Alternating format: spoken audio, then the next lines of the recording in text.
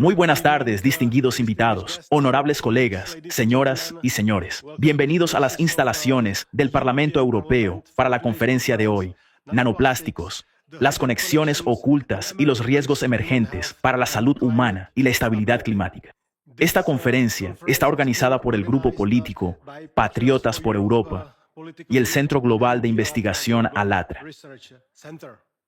La ciencia no es anónima.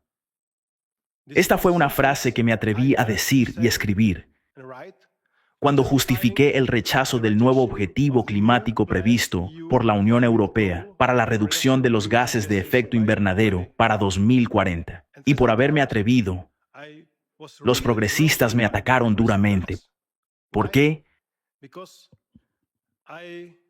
Porque cuestioné la Biblia climática europea, que consiste en que Europa, lo antes posible, lo más rápido posible, debe reducir los gases de efecto invernadero, sin importar los costos, sin importar el valor añadido, sin importar lo que esté ocurriendo en otros países fuera de la Unión Europea, y sin importar, digamos, los indicios de que existen otros elementos, con costo humano o no, que también están implicados en la estabilidad climática. Y todo esto se está ignorando por completo. Por estas razones, junto con Patriotas por Europa, hemos decidido programar una serie de reuniones para debatir todas las interconexiones y la complejidad de la estabilidad climática, el cambio climático, la sostenibilidad y también la salud pública. Y el primero de los temas son los nanoplásticos. ¿Por qué? Porque los nanoplásticos, en comparación, por ejemplo, con los microplásticos, son tan pequeños que su penetración en las células y los tejidos es mucho más fácil. También influyen en la absorción de CO2, por ejemplo, en los océanos, al modificar la vitalidad de la microflora en el agua marina. En pocas palabras, es un hecho que los nanoplásticos se han convertido en un tema no solo de salud pública, sino también de clima. Y esta es la razón por la que me alegra mucho que hoy podamos celebrar este debate. Ahora tengo el honor de dar la bienvenida a los ponentes de hoy. Permítanme presentar también a los dos invitados que ofrecerán las palabras introductorias. Mark Burns, pastor, presidente de la Iniciativa Diplomáticos Espirituales y consejero del presidente Donald Trump. Bienvenido al Parlamento Europeo. Marina Ovtsinova, también de Estados Unidos, presidenta del Movimiento Internacional Social ALLATRA. Bienvenida. A continuación, contamos con el panel de expertos del Centro Global de Investigación, ALLATRA. Alexander Masny, bioquímico. Bienvenido. Anna Kodliar, de Israel, especialista en geología y geografía. Bienvenida. Sentado a mi derecha, el Dr. Kara, de la República Checa, especialista en matemáticas aplicadas. Bienvenido. El Dr. John Ahn, de Estados Unidos, que posee un máster, al igual que yo, en ingeniería química. Bienvenido. Y por último, pero no menos importante, el profesor Antonio Ragusa, de Italia, obstetra y ginecólogo, el primer científico que demostró la presencia de microplásticos en la placenta humana. Bienvenido.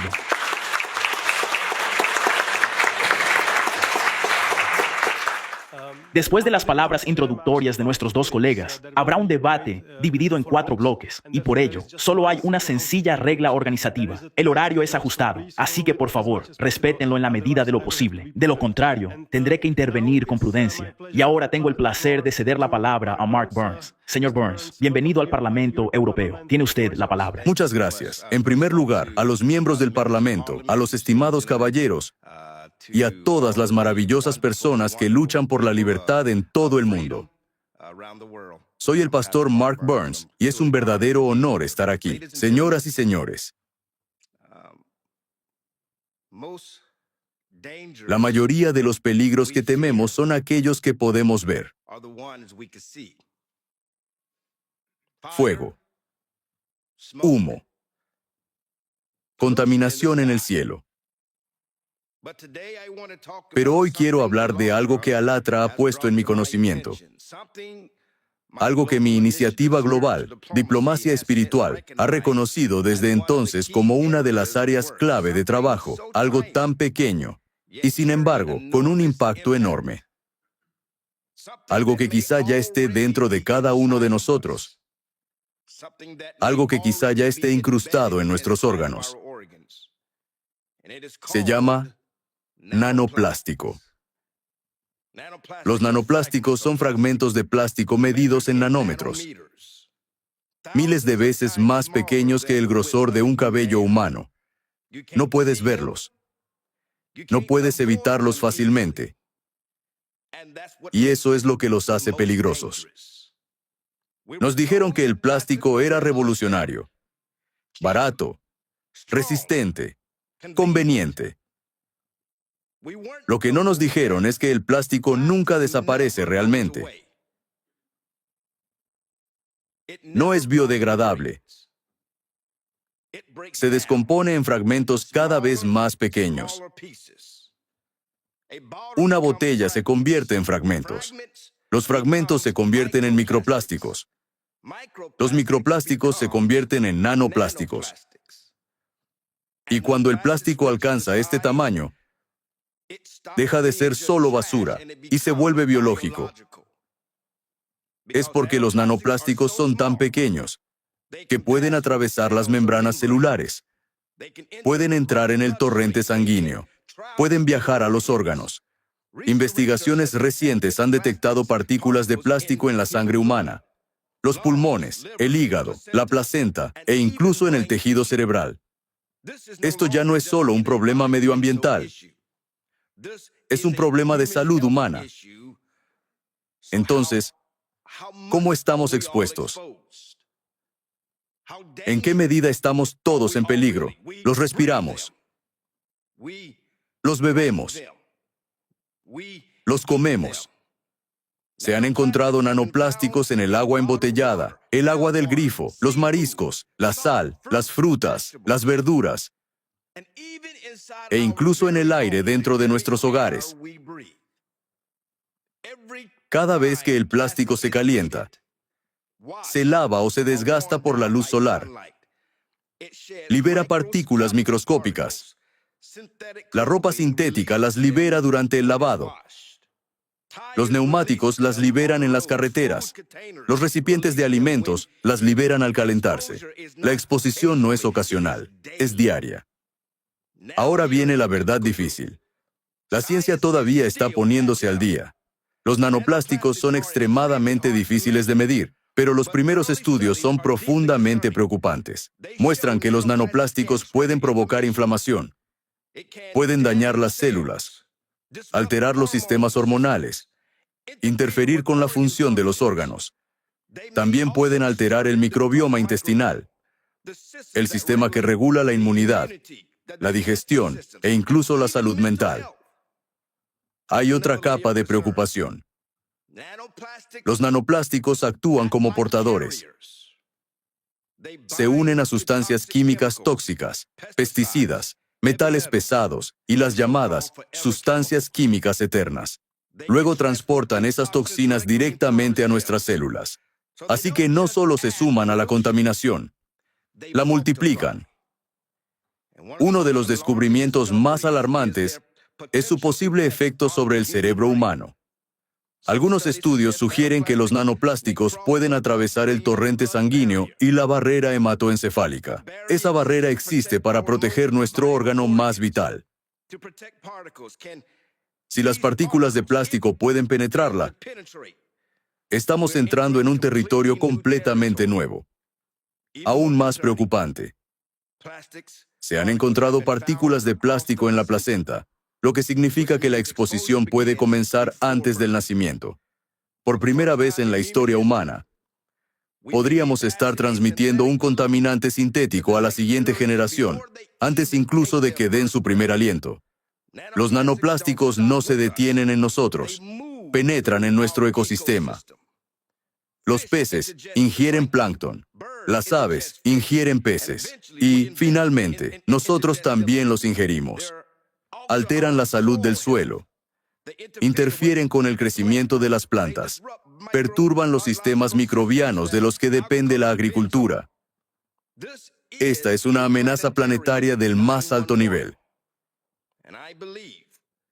Estoy convencido de ello. Además, debido a su tamaño diminuto, la mayoría de las defensas cotidianas nunca fueron diseñadas para ellos. Los filtros domésticos estándar no están concebidos para capturar de forma regular y fiable partículas a escala nanométrica. Los purificadores de aire estándar tampoco están diseñados para eliminarlos de forma fiable, ni de nuestro aire, ni de nuestra existencia. Una vez que estas partículas entran en los tejidos vivos, el problema se vuelve aún más difícil. No se puede simplemente limpiar los nanoplásticos de una célula del cuerpo. No se puede revertir fácilmente lo que ya ha atravesado las barreras biológicas. E incluso las soluciones en las que solemos confiar para los residuos plásticos no resuelven esta parte del problema. El reciclaje puede reducir los residuos visibles, pero no elimina el plástico que ya se ha fragmentado, dispersado y ha entrado en el aire. Lo que significa lo siguiente: incluso si la producción de plástico se redujera mañana, no revertiría la exposición que ya ha comenzado. Este no es un problema con un simple interruptor que podamos apagar. Y cuando la exposición continúa mientras la comprensión aún está en desarrollo, los riesgos no permanecen teóricos. Se acumulan en los ecosistemas, en los cuerpos humanos y potencialmente a lo largo de generaciones. Y por eso la concienciación sobre este tema se convierte en una responsabilidad para todos los seres humanos. Para que comprendamos este peligro, está afectando a todos nosotros, independientemente de nuestra raza, nuestro color, nuestra religión o nuestro sistema económico. Está afectando a toda la humanidad. Por eso estoy aquí como diplomático espiritual para compartir este mensaje alarmante con quienes estén dispuestos a escucharnos, que algo tiene que hacerse. Me siento verdaderamente honrado de estar en su presencia, de escuchar y de ser una de las voces que da la alarma. Los nanoplásticos deben convertirse en un tema central. Y me alegra mucho escuchar a estos destacados líderes que tienen una solución para este problema llamado nanoplásticos. Muchas gracias.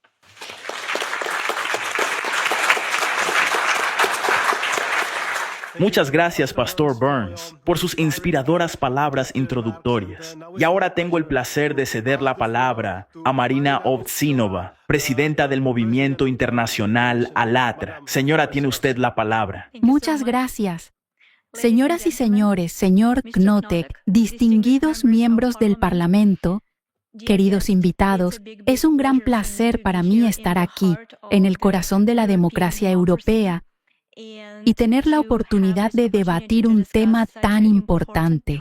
Y muchas gracias, señor Knotek, por llevar el tema de los nanoplásticos al nivel del Parlamento. Es muy importante y realmente espero, como acaba de decir el señor Burns, que las personas se centren en esta cuestión y continúen investigándola. Represento al Movimiento Internacional Social ALLATRA, una comunidad internacional de voluntarios de más de 180 países, incluidos científicos, investigadores y profesionales de diversos ámbitos. Las actividades del movimiento ALLATRA se centran en el estudio integral de los riesgos climáticos, geodinámicos y medioambientales, en el avance del conocimiento científico sobre estas amenazas.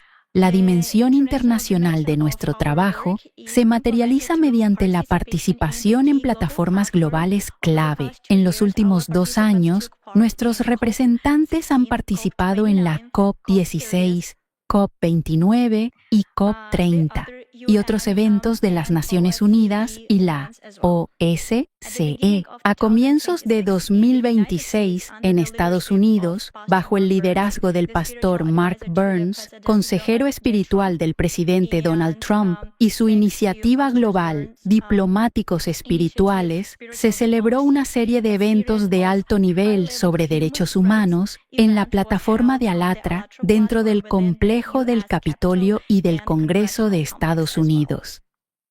En la dimensión científica de nuestro trabajo, un papel central lo desempeña nuestra plataforma de investigación, el Centro Global de Investigación Alatra. Se trata de un centro analítico independiente, registrado oficialmente en Estados Unidos como organización sin ánimo de lucro e inscrito en el Registro de Transparencia de la Unión Europea. La conferencia de hoy se basa en el informe de 2025 nanoplásticos en la biosfera, del impacto molecular a la crisis planetaria, elaborado por especialistas del Centro Global de Investigación Alatra.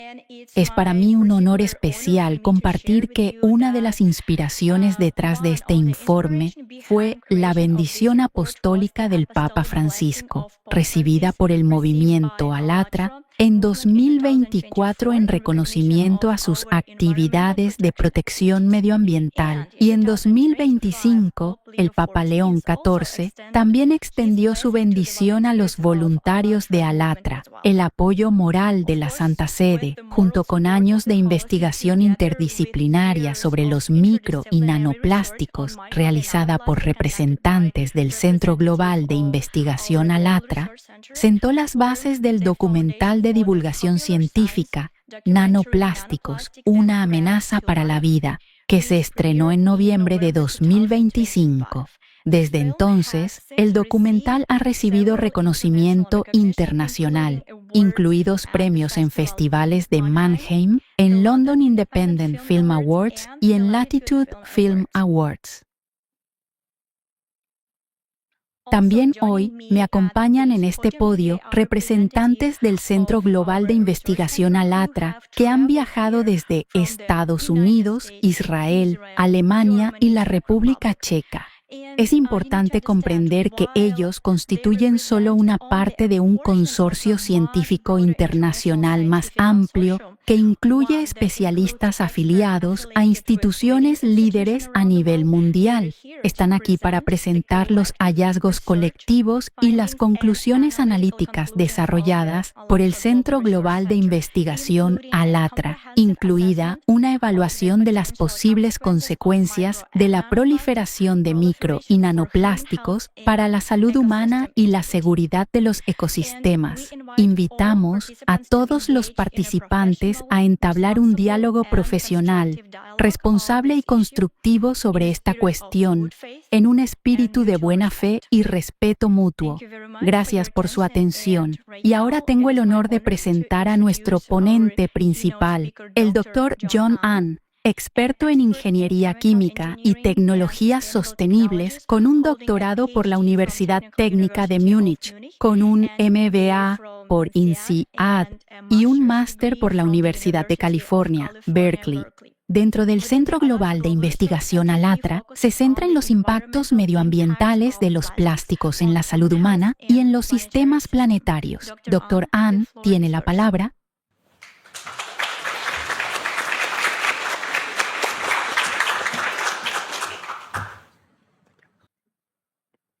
Honorables miembros del Parlamento Europeo, estimados colegas, señoras y señores, gracias por la oportunidad de estar hoy aquí. Es un honor hablar en nombre del Centro Global de Investigación Alatra junto a mis colegas. Hoy nos hemos reunido para debatir un tema que, hasta hace poco, se percibía principalmente como una cuestión ambiental, pero que ahora es cada vez más relevante para la medicina, la ciencia del clima y las políticas públicas. Ese tema son los micro y nanoplásticos y sus riesgos emergentes. Durante décadas, la contaminación por plásticos parecía ser un problema visible. Botellas en las playas, residuos en los océanos, desechos en los vertederos. Sin embargo, los hallazgos recientes sugieren que las consecuencias más significativas ahora ocurren a escalas que no son visibles a simple vista, a escala micro y nano. Está bien establecido que el plástico no se biodegrada fácilmente. en lugar de desaparecer, se fragmenta de manera continua. Bajo la influencia de la radiación solar, las fluctuaciones de temperatura y el estrés mecánico, los materiales plásticos se descomponen gradualmente en fragmentos cada vez más pequeños. El plástico no desaparece, cambia de escala. Y cuando cambia de escala, también cambia la naturaleza de su interacción con el entorno. Hoy, estas partículas están presentes en los alimentos que consumimos, el agua que bebemos y el aire que respiramos. Han sido detectadas en algunos de los lugares más remotos, desde regiones montañosas prístinas hasta las profundidades del océano, y dentro del cuerpo humano. Nuestro debate comenzará con una pregunta fundamental. ¿Qué ocurre cuando un material sintético diseñado para ser duradero se convierte en un componente prácticamente permanente del medio ambiente y en parte del propio cuerpo humano? Para abordar esta cuestión, adoptaremos un enfoque interdisciplinario, examinando el tema desde varias disciplinas científicas. Primero analizaremos cómo se forman los micro y nanoplásticos, cómo circulan a través de los sistemas ambientales y cómo entran y se acumulan dentro del cuerpo humano. Después consideraremos las posibles implicaciones para la salud y los mecanismos subyacentes, incluyendo cómo la carga superficial puede potenciar las interacciones biológicas. También ampliaremos el debate a escala planetaria, explorando la posible influencia de los micro y nanoplásticos en los procesos atmosféricos, la formación de nubes y la dinámica térmica oceánica. Esto incluye anomalías recientes en el calentamiento oceánico, posibles interacciones con la actividad geodinámica y las implicaciones más amplias para las tendencias de desastres naturales y la estabilidad económica. El impacto actual de los micro y nanoplásticos representa un desafío complejo y sistémico en la intersección entre la salud pública, los ecosistemas y el clima. Ningún país, disciplina o institución puede abordarlo por sí solo. Por esta razón, la reunión de hoy ofrece una oportunidad para examinar juntos la evidencia y definir un camino claro y coordinado hacia adelante, basado en el conocimiento y la colaboración. Dicho esto, es un placer para mí presentar a la primera ponente, la señora Ana Kotliar, de Israel. La señora Kotliar es ecóloga y representante del Consejo Científico de Asesoramiento e Investigación del Centro Global de Investigación ALLATRA. Señora Kotliar, tiene usted la palabra.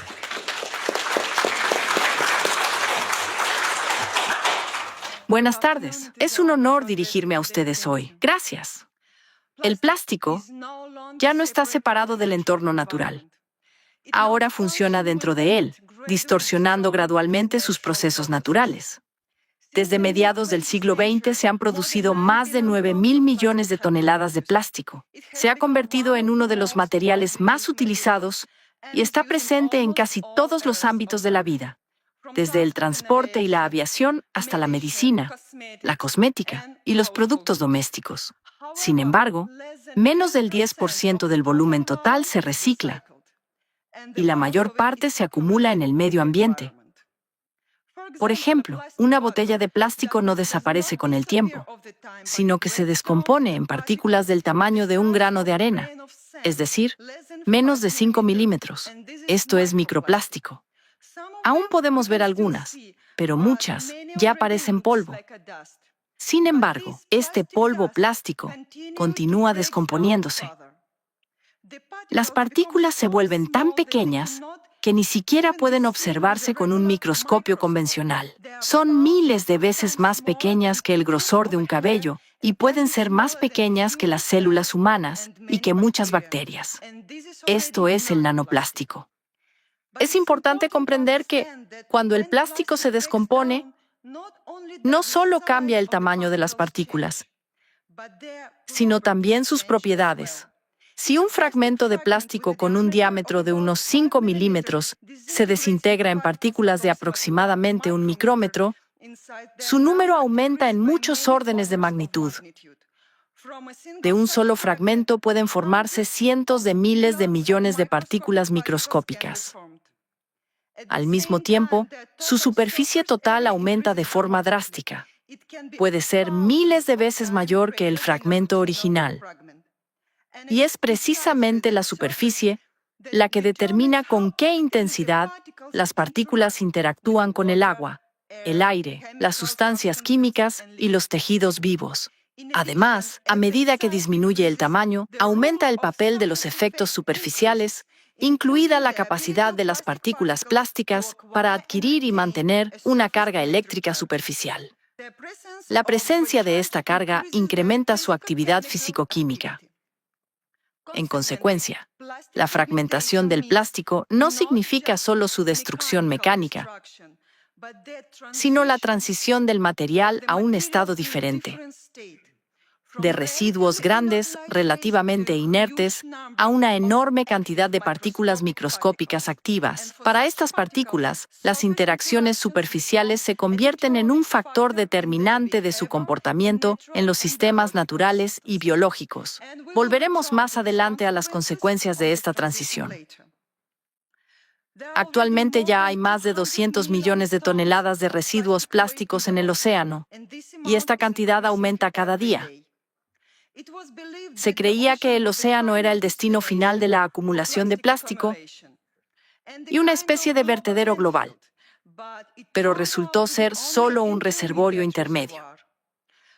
Los científicos estiman que las brisas marinas pueden transportar hasta 136.000 toneladas de microplásticos a tierra cada año, es decir, más de 370 toneladas al día. Por eso, los residentes de zonas costeras se encuentran entre los primeros en sufrir el impacto.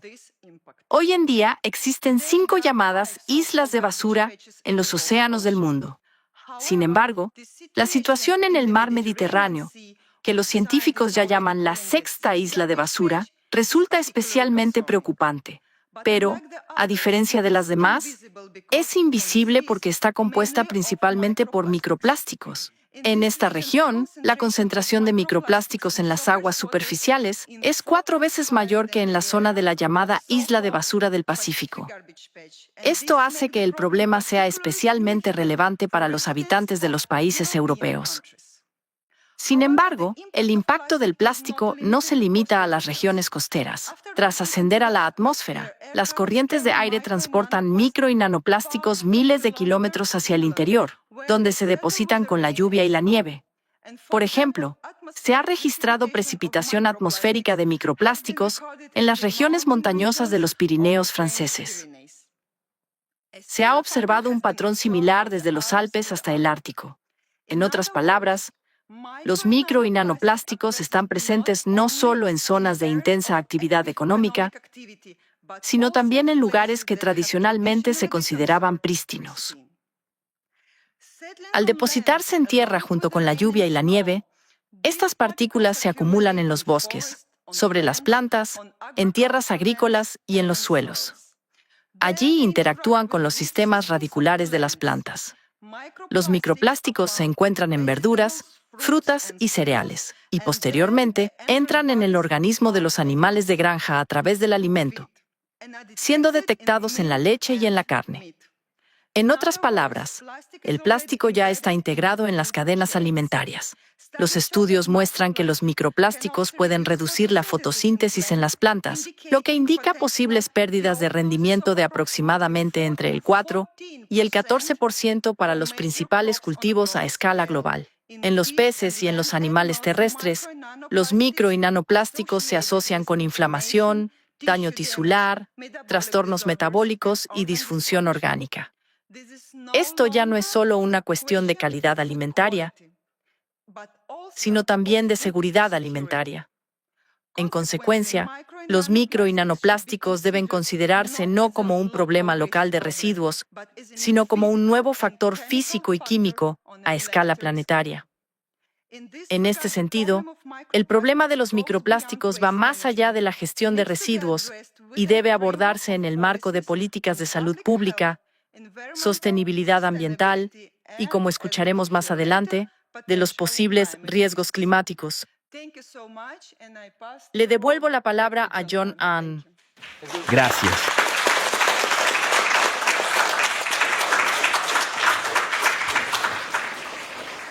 Así que los micro y nanoplásticos están ahora en todas partes, en los alimentos que comemos, el agua que bebemos y el aire que respiramos. Cuando entran en el torrente sanguíneo, estas partículas pueden circular por todo el cuerpo. Se han detectado en múltiples tejidos y sistemas orgánicos, incluidos el hígado, los riñones, el corazón y los vasos sanguíneos, la placenta y la leche materna. Como se resume en una revisión reciente publicada en Nature Medicine, estas partículas también pueden acumularse en el tracto gastrointestinal, los pulmones y los órganos endocrinos y reproductivos, donde dicha acumulación se asocia con una posible alteración del funcionamiento biológico normal. Como alguien con más de 20 años de experiencia en ingeniería química, considero estos hallazgos profundamente preocupantes. Los micro y nanoplásticos entran en el cuerpo humano de manera continua, por ingestión, contacto dérmico e inhalación. La exposición a estas partículas ocurre sin interrupción. Entre estas vías, la inhalación puede representar una ruta particularmente peligrosa. Según un estudio realizado en una ciudad costera del este de China, las personas que pasan tiempo al aire libre pueden inhalar hasta 1 millón de partículas de microplástico al año. Hallazgos recientes sugieren que, cuando se inhalan, las partículas de plástico, especialmente aquellas con carga superficial, pueden migrar a lo largo del nervio olfatorio hacia el cerebro, donde se han detectado concentraciones medibles. Entre los órganos examinados en un estudio reciente, las concentraciones más altas de micro y nanoplásticos se detectaron en el tejido cerebral, con niveles entre 7 y 30 veces superiores a los del hígado o los riñones. Investigadores de la Universidad de Nuevo México estiman que, en personas de mediana edad, cada gramo de tejido cerebral contiene aproximadamente 4.900 microgramos de plástico, alrededor del 0,5% en peso. En términos absolutos, esto equivale a unos 7 gramos, comparable al peso de una pequeña cuchara de plástico. Aquí quiero señalar que la situación puede ser aún más preocupante para los niños, ya que su menor masa corporal y su mayor ingesta de aire, líquidos y alimentos en relación con su peso pueden resultar en una exposición significativamente mayor a partículas plásticas por kilogramo, en algunas estimaciones, hasta 4 veces superior a la de los adultos. Esto nos lleva a la cuestión de si la acumulación interna de estas partículas se asocia con efectos medibles en la salud humana. Según la Academia Europea de Neurología, los residentes de zonas costeras con mayores niveles de micro y nanoplásticos presentaron mayor prevalencia de deterioros funcionales, incluyendo un 9% más de discapacidad cognitiva, un 6% más de discapacidad de movilidad, un 16% más de discapacidad en el autocuidado y un 8% más de discapacidad para la vida independiente. Si bien estos hallazgos no establecen causalidad, las asociaciones son coherentes con la evidencia mecanística emergente que indica que estas partículas pueden llegar al cerebro, inducir neuroinflamación y alterar la homeostasis celular. El impacto potencial de los micro y nanoplásticos no se limita a las partículas en sí. Además de su presencia física, los micro y nanoplásticos pueden representar riesgos adicionales porque transportan aditivos químicos, incluidos eftalatos, bisfenoles y éteres difenílicos polibromados. Los efectos sobre la salud asociados con solo 3 de estos aditivos se estimaron en $1,5 billones en 2015. Cabe destacar que más de 16.000 compuestos químicos se utilizan en la producción de plástico, muchos de los cuales no han sido evaluados exhaustivamente en cuanto a sus efectos a largo plazo sobre la salud humana. Más allá de los aditivos químicos, otro factor que puede contribuir al impacto biológico de los micro y nanoplásticos es la carga superficial. Las partículas plásticas adquieren y retienen carga superficial mediante fricción en el aire, conocido como efecto triboeléctrico, o mediante la absorción de iones en entornos acuosos, incluidos los fluidos biológicos. La carga superficial intensifica las interacciones entre estas partículas y las células, orgánulos y biomoléculas como el ADN y las proteínas. Cuanto más pequeña es la partícula, más fuertes son las interacciones impulsadas por la superficie, lo que puede amplificar su impacto biológico. Como se señala en un artículo reciente revisado por pares, las partículas plásticas pueden representar riesgos ambientales y para la salud significativos, desempeñando la carga superficial un papel crítico en su comportamiento. Una consecuencia importante de estas interacciones superficiales se produce cuando las partículas entran en fluidos biológicos. Según un creciente cuerpo de investigación, las partículas micro y nanoplásticas se recubren rápidamente con proteínas, lípidos y otras biomoléculas, formando lo que se conoce como una ecocorona. Como se muestra aquí, las biomoléculas se agrupan alrededor de la partícula en el torrente sanguíneo formando esta corona. Este recubrimiento molecular puede alterar la manera en que las partículas son reconocidas por las células y el sistema inmunitario. En lugar de ser identificadas únicamente como materiales extraños, adquieren una nueva identidad biológica determinada por las moléculas unidas a su superficie. Como resultado, pueden ser internalizadas más fácilmente por las células. Los estudios sugieren que los micro y nanoplásticos, especialmente los nanoplásticos más pequeños, pueden atravesar varias de las principales barreras protectoras del cuerpo, incluyendo la barrera intestinal, la barrera pulmonar, la barrera hematoencefálica y la barrera placentaria. Una vez superadas estas barreras y dentro de los tejidos, estas partículas no se eliminan fácilmente y pueden persistir durante periodos prolongados. Además de su persistencia en el organismo, los micro y nanoplásticos pueden aumentar la estabilidad viral. Los virus muestran una fuerte absorción a las partículas plásticas y, en algunos experimentos, casi el 99% de la dosis viral quedó unido a sus superficies. Aquellos virus que normalmente perderían viabilidad con mayor rapidez pueden permanecer detectables en superficies plásticas durante varios días e incluso hasta una semana. Mediante esta unión superficial, los micro y nanoplásticos pueden funcionar como portadores de virus, contribuyendo a su persistencia prolongada y potencialmente influyendo en la dinámica de transmisión. Es importante señalar que estas partículas también ejercen efectos biológicos directos.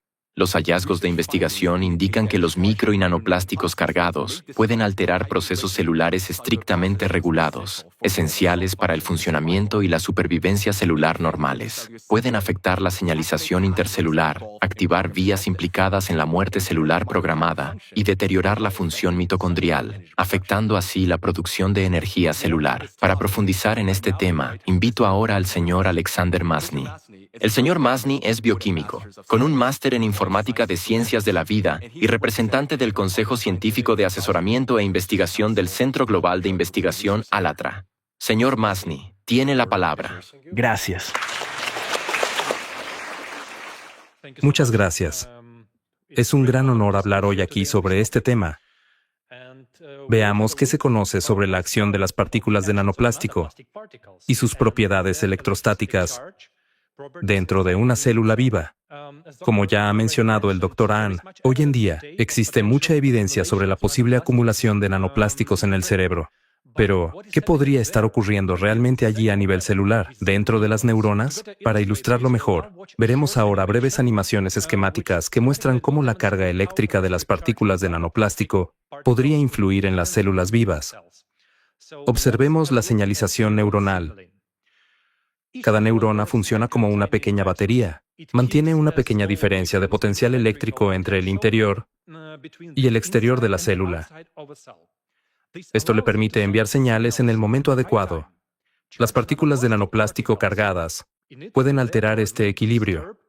La neurona puede entonces comportarse de manera irregular, activándose demasiado pronto o sin enviar una señal cuando debería hacerlo. Si esto ocurre repetidamente, la comunicación entre neuronas se vuelve menos precisa y la función de redes neuronales más amplias puede verse afectada. Cada neurona está rodeada por una membrana que contiene pequeñas puertas, llamadas canales iónicos. Cuando la neurona necesita transmitir una señal, algunos de estos canales se abren, permitiendo que partículas cargadas, iones, se desplacen rápidamente hacia el interior o el exterior de la célula. Este movimiento cambia el potencial eléctrico a través de la membrana y genera un breve impulso eléctrico. El impulso luego viaja a lo largo de la neurona y transmite la información a otras células, otras neuronas. Las partículas de nanoplástico pueden interferir con el funcionamiento normal de los canales iónicos. Debido a que pueden portar carga eléctrica, pueden interactuar con estas puertas, estos canales, y alterar ligeramente su estructura. Como resultado, las puertas pueden no abrirse cuando deberían o permanecer abiertas más tiempo del necesario. Esto altera la señalización eléctrica precisa requerida para una comunicación adecuada dentro del sistema nervioso. Un hallazgo importante sobre los micro y nanoplásticos es su potencial para afectar a las mitocondrias dentro de la célula. Las mitocondrias suelen describirse como los centros energéticos de la célula. Producen la energía que la célula necesita para funcionar, pero también ayudan a regular el metabolismo, el crecimiento y la división celular, las respuestas al estrés oxidativo, la inflamación e incluso la muerte celular programada, apoptosis. Debido a su tamaño extremadamente pequeño y a su carga eléctrica, las partículas de nanoplástico pueden entrar en las células y alcanzar incluso las mitocondrias. Allí, pueden interferir con el funcionamiento normal mitocondrial.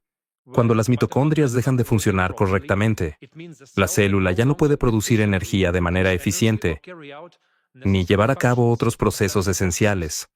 Estudios de 2025 muestran que el plástico ayuda a las bacterias a desarrollar resistencia a los antibióticos, impulsando una crisis que la medicina tiene cada vez más dificultades para controlar. ¿Por qué? Porque el plástico es una plataforma ideal para el crecimiento bacteriano. Cuando las bacterias entran en contacto con partículas de microplástico, pueden activar un proceso metabólico relacionado con la transferencia de electrones.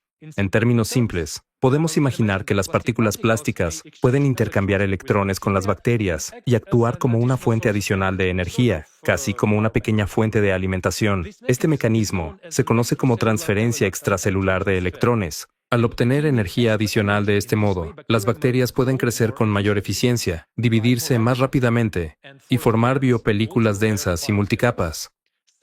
Estas biopelículas pueden reducir la penetración de los antibióticos y hacer que las infecciones sean más difíciles de tratar. El abanico de enfermedades asociadas al impacto destructivo de los micro y nanoplásticos en el cuerpo humano es amplio. Es importante señalar que aún no contamos con estudios longitudinales en humanos que vinculen directamente la carga de micro y nanoplásticos con resultados clínicos específicos. Sin embargo, podemos decir que la presencia de los micro y nanoplásticos en los órganos está confirmada, y los modelos mecanísticos in vitro y los estudios en animales muestran que los mecanismos dañinos de daño celular son biológicamente plausibles. Me gustaría destacar brevemente varias categorías de trastornos, algunas de las cuales están mostrando actualmente un crecimiento especialmente rápido y afectan a una parte significativa de la población. El daño neuronal se asocia con el desarrollo de afecciones graves, a menudo irreversibles, incluyendo epilepsia, ictus, enfermedad de Parkinson, enfermedad de Alzheimer y otros trastornos neurodegenerativos. Habiendo trabajado anteriormente en un instituto de investigación de Fraunhofer, estudiando enfermedades neurodegenerativas, incluidas la enfermedad de Parkinson y la enfermedad de Alzheimer, soy particularmente consciente de la complejidad y del impacto social de estas afecciones. Por ello, este tema representa para mí un especial interés científico. A continuación, vemos que el trabajo de los investigadores del Centro Médico Universitario de Utrecht han demostrado que las células inmunitarias expuestas a nanoplásticos mueren aproximadamente 3 veces más rápido que las células no expuestas. Y existen muchos más estudios. Por ejemplo, el impacto de los nanoplásticos se ha asociado con el desarrollo y la exacerbación del asma, la progresión de la enfermedad pulmonar obstructiva crónica, la fibrosis pulmonar, la sustitución del tejido pulmonar sano por tejido cicatricial y un mayor riesgo de tumores malignos del tracto respiratorio. Partículas de micro y nanoplástico han sido identificadas dentro de placas ateroscleróticas, depósitos densos en las paredes arteriales que estrechan los vasos sanguíneos y pueden obstruir el flujo sanguíneo. Su presencia se asocia con un mayor riesgo de infarto de miocardio e ictus. Los estudios indican que cuando se detectan microplásticos en placas de las arterias carótidas, el riesgo de eventos cardiovasculares adversos mayores y de mortalidad aumenta aproximadamente 4,5 veces.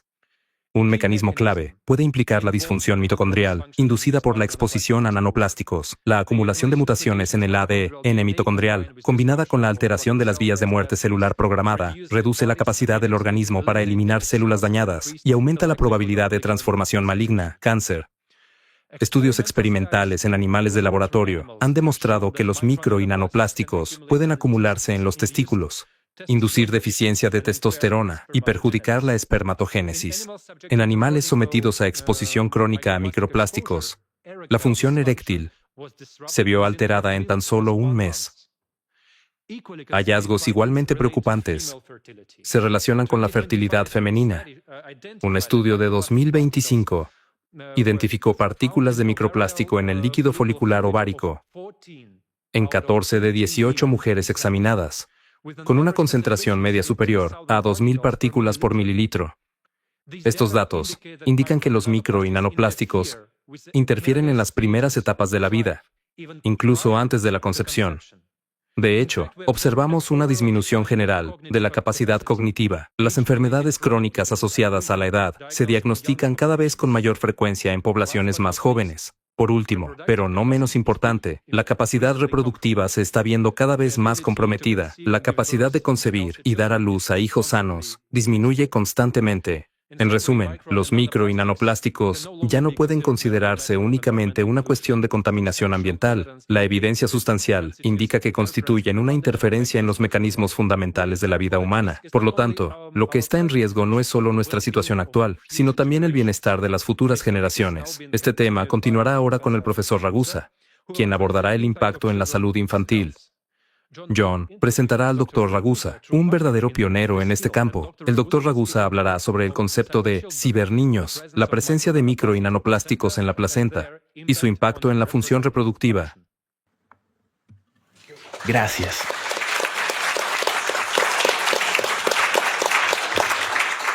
Estimados colegas, hoy tengo el honor de presentar a un científico cuya investigación ha ampliado nuestra comprensión de hasta qué punto la contaminación por plásticos ha penetrado en la propia base de la vida humana. El profesor Antonio Ragusa es un médico italiano, obstetra ginecólogo e investigador, que fue el primero en identificar partículas de microplástico en la placenta humana.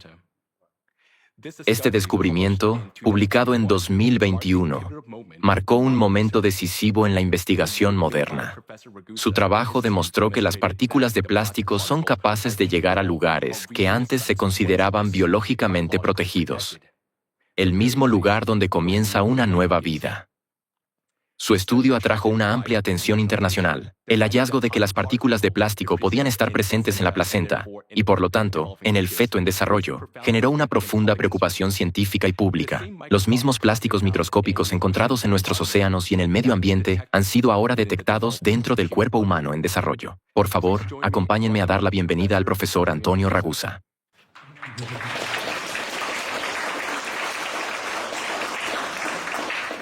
Gracias. Lo siento, pero preferiría hablar en italiano.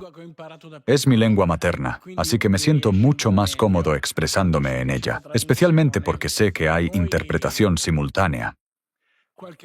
Lamentablemente, hace algunos años descubrimos que los plásticos están presentes en la placenta humana.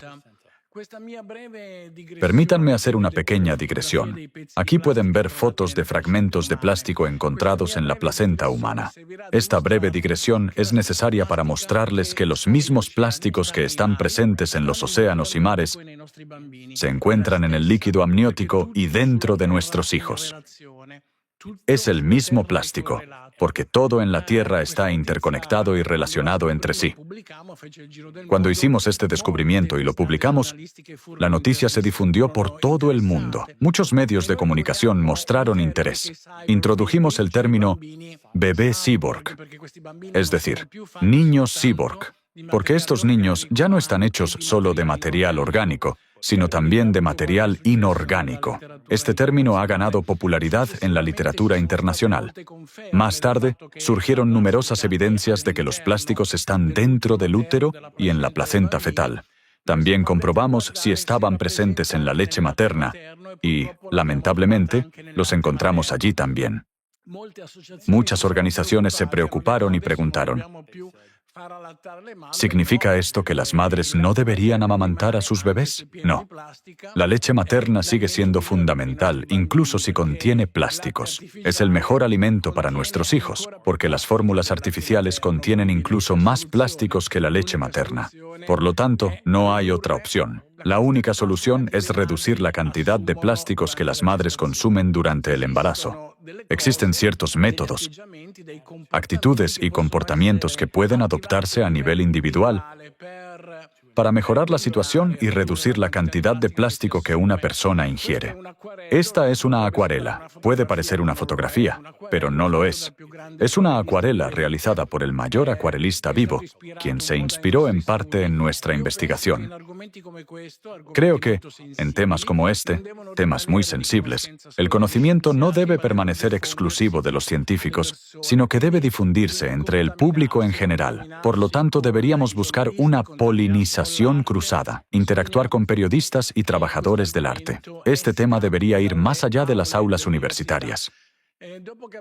Después de descubrir plástico en la placenta y en la leche humana, nos preguntamos, ¿dónde exactamente se encontraba en la placenta? ¿Cómo está localizado? Y lo localizamos, como pueden ver en estas fotografías, dentro de las células placentarias, cerca de las mitocondrias, que ya se les han mencionado, y cerca del retículo endoplásmico. Descubrimos que cuanto más se acerca el plástico a la mitocondria y al retículo endoplásmico, más se deforman morfológicamente estos pequeños orgánulos intracelulares. Su forma se altera y, curiosamente, el plástico no entra en el núcleo celular. Aún no está claro por qué permanece en el citoplasma, en la zona periférica. Sin embargo, si observan esta hermosa ilustración de María Mata, que trabajó conmigo en esta investigación, pueden ver a la izquierda una célula con su citoplasma perfectamente organizado, mitocondrias, retículo endoplásmico, etc. A la derecha, en cambio, hay una célula invadida, infectada por microplásticos, porque el plástico se comporta como un microorganismo. Infecta. Se puede observar un estado de anarquía en el que las estructuras celulares están completamente distorsionadas. Aquí pueden ver estos experimentos muy interesantes realizados en ratones que muestran que la exposición a los microplásticos altera el crecimiento fetal. Podrían decir, bueno, Ragusa, esos son solo ratones. Podemos prescindir de los ratones. Pero no es así, porque también en los seres humanos la cantidad de plástico encontrada en la placenta es inversamente proporcional al crecimiento. En otras palabras, cuanto más plástico hay, más pequeños son los bebés, más pequeños son sus cerebros y más pequeñas son sus cabezas. Y estos son seres humanos, no ratones. Además, la cantidad de plástico presente en la placenta humana está correlacionada con el nacimiento prematuro, que es una de las mayores desgracias para la humanidad. Actualmente, en todo el mundo, esto varía según el país y el grado de desarrollo dentro de esos países. Pero hoy en día, el 10% de los niños a nivel mundial nacen prematuramente. Es la fuente más significativa de discapacidad a nivel global, y esta discapacidad está correlacionada con la cantidad de plástico presente en las placentas de las madres. Otras afecciones, como la colestasis, por ejemplo, que es una enfermedad importante, también están correlacionadas con la cantidad de plástico en la placenta, al igual que la capacidad de los fetos para responder a la hipoxia. Quizá no lo sepan, porque no son obstetras como yo. Pero para que los niños nazcan, tienen que atravesar una especie de viaje peligroso, un viaje muy arriesgado, y se enfrentan a la hipoxia. Cuanto más plástico hay en la placenta y en el líquido amniótico, menos capaces son de afrontarla. Lamentablemente, este estudio de Hawái ilustra cómo la cantidad de plástico presente en las placentas ha aumentado de forma dramática con el tiempo. Es decir, si examinamos los niveles de plástico desde cuando yo nací en la década de 1960, afortunadamente había muy poco en la placenta de mi madre. Pero con el paso del tiempo, esta cifra se ha disparado. Estos son los mecanismos bioquímicos que ya se han mencionado, mediante los cuales el plástico causa daño a los seres humanos. No tenemos tiempo ahora para analizarlos todos en detalle, pero estamos hablando de inflamación, citotoxicidad y muerte celular. Cuando esto ocurre dentro de un ser humano, específicamente dentro del útero, lo que sigue son cambios epigenéticos. Es decir, nuestras vidas se ven alteradas. Por lo tanto, el plástico es capaz de cambiar nuestras vidas desde el vientre materno, y de hecho las cambia. Aquí pueden ver, por ejemplo, el Alzheimer, del que hablamos antes, o el Parkinson. Pero hay otro punto del que me resulta especialmente importante hablar: la obesidad. La obesidad ha sido un fenómeno de los últimos 40 o 50 años, porque cuando yo era niño, la obesidad era casi inexistente. Yo asistía a una escuela con más de 400 alumnos. Solo 2 eran obesos. Hoy, si observan las tasas de obesidad infantil, verán países como México, donde el 30% de los niños son obesos. Estos son los mecanismos mediante los cuales el plástico contribuye al desarrollo de la obesidad. Aquí pueden ver el aumento de la obesidad en varios países en los últimos años. Esta diapositiva es muy reveladora porque demuestra cómo la cantidad de plástico que arrojamos al medio ambiente es directamente proporcional a la obesidad, es decir, al aumento del tamaño de nuestras cinturas. Este es un punto de gran interés, ya que el plástico es obesogénico, actúa como un obesógeno. Si examinamos todas las enfermedades cuya prevalencia ha aumentado drásticamente en los últimos años, casi todas ellas muestran una correlación con los plásticos. Se trata de patologías complejas. La obesidad es una condición compleja. No depende únicamente del plástico, pero el plástico agrava este proceso. Nos preguntamos, ¿cómo exactamente hace el plástico que una persona aumente de peso? Es algo peculiar, ya que el plástico no tiene valor calórico. Entonces, ¿cuál es el mecanismo? Pues bien, la respuesta es relativamente sencilla. Realizamos un estudio experimental en el que infectamos artificialmente ciertas células placentarias con plástico y observamos qué les ocurría. Vimos exactamente los mismos fenómenos que habíamos observado en las placentas naturales, es decir, aquellas que no habían sido sometidas a nuestra intervención artificial. Si centran su atención aquí, esta es una de nuestras micrografías que muestra una sola célula. Pueden ver la célula y, dentro de ella, en el citoplasma celular, indicado por las flechas, se observan numerosas esferas brillantes. Estas esferas brillantes son microplásticos. Se agrupan de la misma manera que lo hacen los virus o las bacterias y tienen dimensiones similares. Las que encontramos tienen aproximadamente 10 micras de tamaño, muy parecidas en escala. La célula las confunde con virus, bacterias o antígenos y se activa en un intento de destruirlas. Sin embargo, no puede destruirlas, porque el plástico es indestructible. Como resultado, la célula se altera y su capacidad de respuesta se ve comprometida porque no puede expulsarlas. No puede eliminarlas del citoplasma, ni destruirlas como hace con los virus y las bacterias. Y esto ocurre porque la célula no reconoce estas partículas. Puede que hagan falta algunos millones de años de evolución antes de que la célula aprenda a reconocerlas y a manejarlas eficazmente. Como saben, y como ya se ha dicho, la cantidad de plástico que arrojamos al medio ambiente es inmensa. Aunque yo no soy sociólogo ni, desde luego, psicólogo, a lo largo de mis años estudiando el plástico, he desarrollado algunas ideas sobre por qué nosotros, los seres humanos, somos tan insensatos como para inundar nuestro entorno con plástico, destruyéndolo así para nuestros hijos y nietos. Hay varias razones que describo en este trabajo. No tenemos tiempo para explorarlas en detalle, pero esencialmente se debe al hecho de que durante millones de años, no miles, ni decenas de miles, sino millones, los seres humanos percibieron el entorno como un enemigo. Y en efecto, durante millones de años la naturaleza fue un enemigo. Imaginen a los primeros seres humanos, hombres o mujeres, sin conocimientos científicos modernos ni comprensión del mundo, de pie en un bosque en Borneo, sin saber nada, incapaces de leer o escribir.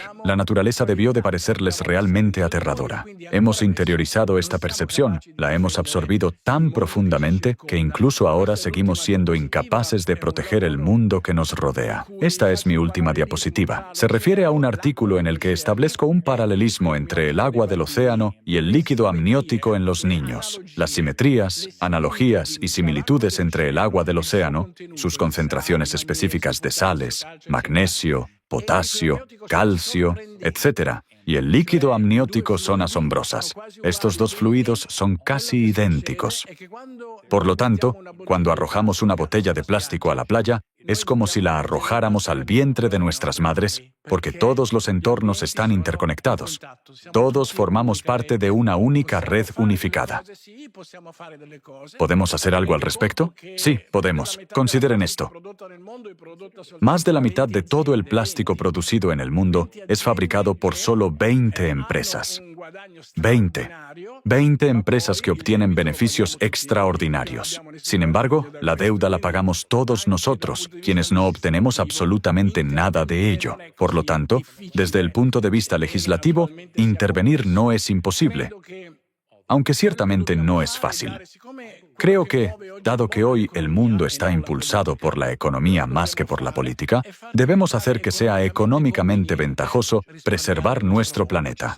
Existen mecanismos que pueden utilizarse. Los describo en este trabajo. No son los más sencillos, pero podemos aprovechar esta oportunidad para cambiar el mundo.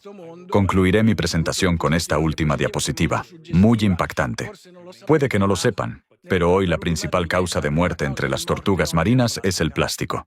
Gracias por su atención.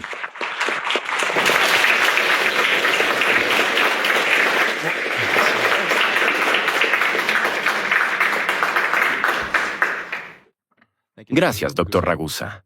Hasta ahora hemos analizado cómo los micro y nanoplásticos interactúan con las células humanas y las alteran. Ahora pasamos a examinar cómo los efectos de estas mismas partículas cargadas se extienden más allá del cuerpo humano hacia los océanos, la atmósfera y los sistemas climáticos. Para explorar este tema, me complace presentar al Dr. Jan Kara, del Centro Global de Investigación ALLATRA. Es doctor en Matemática Discreta y Algoritmos por la Universidad Carolina de Praga, y su investigación se centra en los desastres naturales, los cambios geodinámicos y los impactos ambientales de los micro y nanoplásticos. Dr. Kara, tiene la palabra. Gracias. El impacto de los micro y nanoplásticos en el clima es un área de investigación activa. Un hecho que ya está establecido es que los micro y nanoplásticos sí afectan al ciclo del agua. ¿En qué consiste esta influencia? El vapor de agua en el aire no se condensa en gotas de lluvia por sí solo. Necesita partículas en el aire alrededor de las cuales condensarse, los llamados núcleos de condensación. De forma natural, estos son partículas de polvo, sal marina, hollín u otros aerosoles. Como ya nos ha explicado Ana, los nanoplásticos están presentes en el aire en cantidades significativas, y una investigación publicada en la revista Nature mostró que pueden actuar como núcleos de condensación para el vapor de agua. Cuando hay más núcleos de condensación en el aire, la misma cantidad de agua se distribuye entre más gotas. Por eso, inicialmente, las gotas son más pequeñas y tardan más en crecer hasta alcanzar el tamaño en el que pueden caer como lluvia. Pero, en última instancia, cuando comienza la lluvia, esta es más extrema porque se ha acumulado más agua en la nube en conjunto.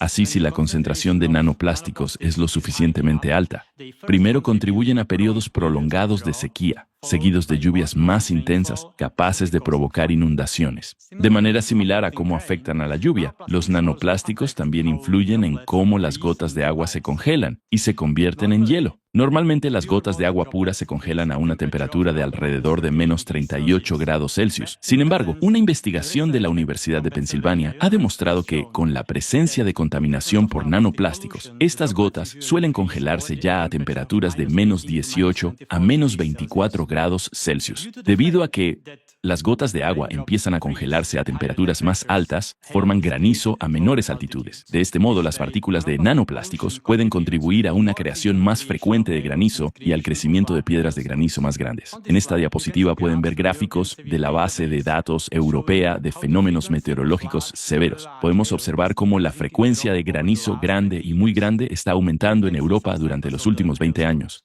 Aquí pueden ver fotografías de los granizos. Si tomamos las tendencias a largo plazo, la probabilidad de granizo grande en Europa ha crecido aproximadamente un 20% por década desde los años 90. De manera similar, aquí podemos ver cómo las probabilidades de lluvias intensas están aumentando en Europa durante los últimos 30 años. Estos eventos están causando daños significativos y aparentemente los nanoplásticos están contribuyendo al aumento de estos fenómenos extremos. En resumen, los micro y nanoplásticos afectan la condensación del vapor de agua y la formación de nubes, lo que conduce a un aumento en la intensidad de tormentas, tormentas eléctricas y otros fenómenos naturales destructivos. Dado que el efecto de los micro y nanoplásticos cargados no se tiene en cuenta en los modelos actuales, estas partículas posiblemente también estén provocando una mayor inexactitud en la predicción meteorológica y en la modelización climática. Ahora pasemos del aire al océano. El océano y la atmósfera forman un único sistema climático. El agua tiene una capacidad única para acumular una enorme cantidad de calor. Para comparar, una capa del océano de apenas 10 metros de espesor es capaz de absorber más calor que toda la atmósfera de la Tierra. El océano absorbe calor durante el día y lo libera por la noche, suavizando las fluctuaciones de la temperatura del aire. Así, el océano desempeña un papel clave en el mantenimiento del equilibrio climático del planeta, funcionando como un aire acondicionado natural. El océano también extrae calor de las placas litosféricas y lo libera en la atmósfera. Planteamos la hipótesis de que la contaminación a gran escala del océano con micro y nanoplásticos altera este preciso mecanismo de enfriamiento. Las partículas de nanoplástico se concentran en el océano en 3 capas principales: en el fondo, en la superficie y en la zona intermedia, en el área de la termoclina, donde la temperatura del agua y, por lo tanto, su densidad cambian rápidamente. Las partículas de plástico con carga superficial interactúan con las moléculas de agua a nivel de los enlaces de hidrógeno, y esto altera las características físicas y químicas del agua oceánica, posiblemente ralentizando la disipación del calor hacia la atmósfera y contribuyendo así a la creación de zonas de sobrecalentamiento dentro del océano. Suponemos que la concentración de micro y nanoplásticos en el océano es suficiente para afectar el intercambio de calor dentro del océano.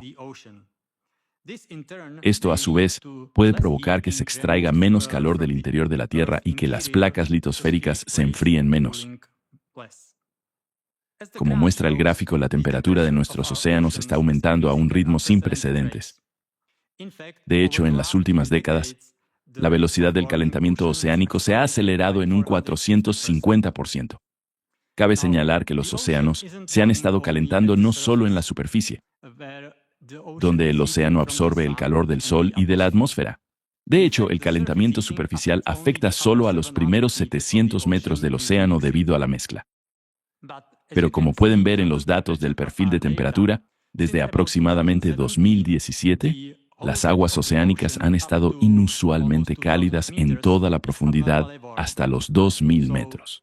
¿Cuáles son las razones de un calentamiento tan intenso del océano?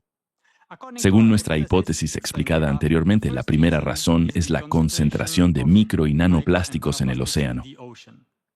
Desde mediados del siglo XX, la cantidad de residuos plásticos que entran en los océanos ha aumentado drásticamente, y todo este plástico se descompone en las partículas de micro y nanoplástico.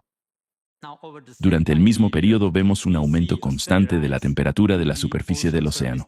En Europa estamos particularmente afectados por este problema. La contaminación por microplásticos en el mar Mediterráneo se encuentra entre las más graves del mundo. Es aproximadamente 7 veces superior a la media global y alrededor de 4 veces mayor que en el Pacífico Norte, una región ampliamente conocida por la contaminación plástica. Así, es muy posible que la contaminación por micro y nanoplásticos ya esté contribuyendo de manera significativa al aumento de lluvias intensas, granizo de gran tamaño, tornados y otras anomalías meteorológicas que observamos en Europa. Las temperaturas y otros fenómenos extremos no están aumentando solo en Europa. Como pueden ver en el gráfico, el año 2025 ha sido el tercer año más cálido registrado, solo ligeramente más frío que el segundo año más cálido, 2023. De manera similar, la cantidad de calor almacenado en el océano, el llamado contenido de calor oceánico, aumentó en 23 zetajulios en 2025, lo que equivale aproximadamente a 37 años de la producción de energía de toda la humanidad.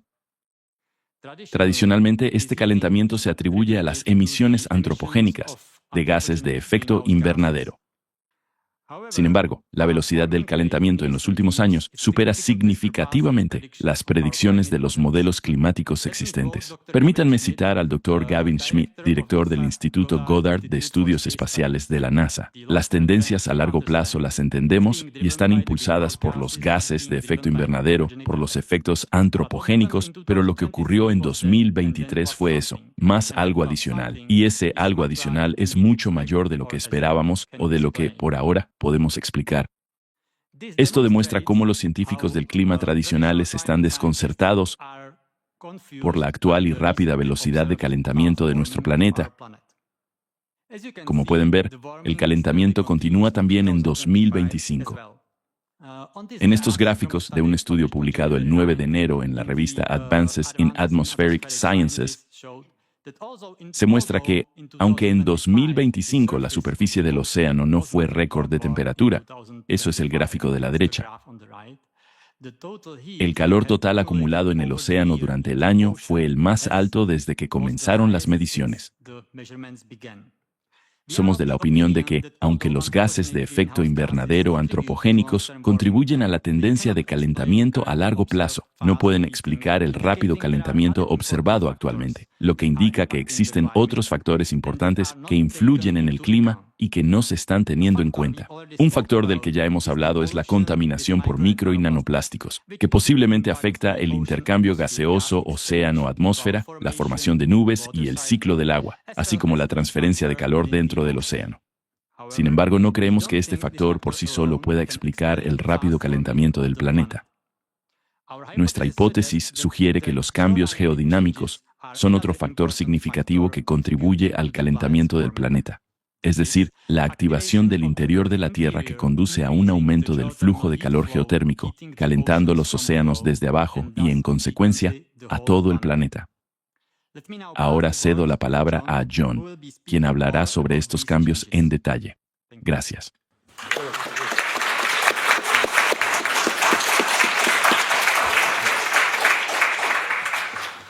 Gracias, Dr. Kara.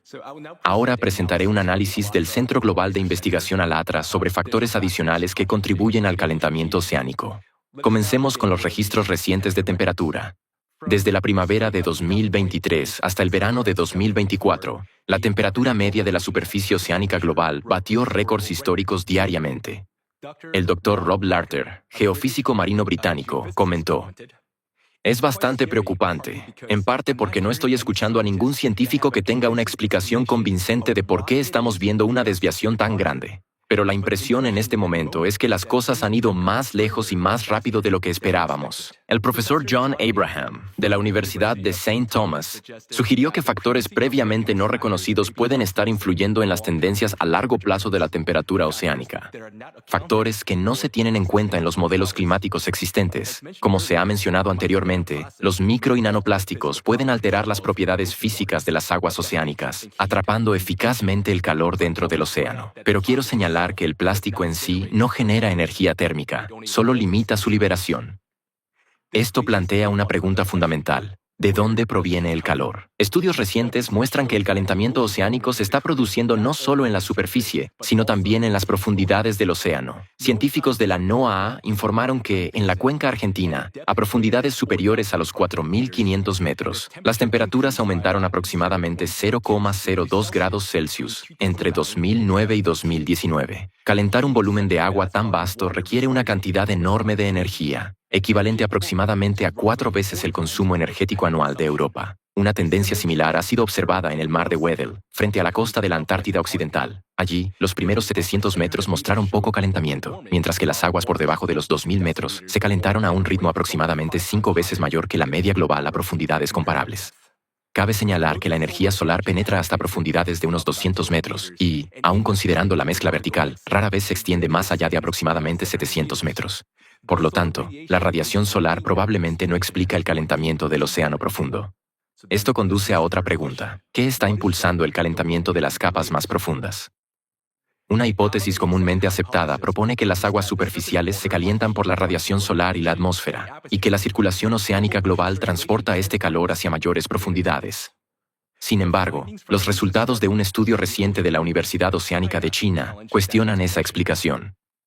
En este estudio, los investigadores identificaron lo que denominaron olas de calor marinas subsuperficiales, aproximadamente un tercio de las cuales no mostraban manifestación en la superficie. Otra mitad aparecía en la superficie solo durante ciertas fases de su desarrollo, mientras que en otras permanecía confinada en capas subsuperficiales.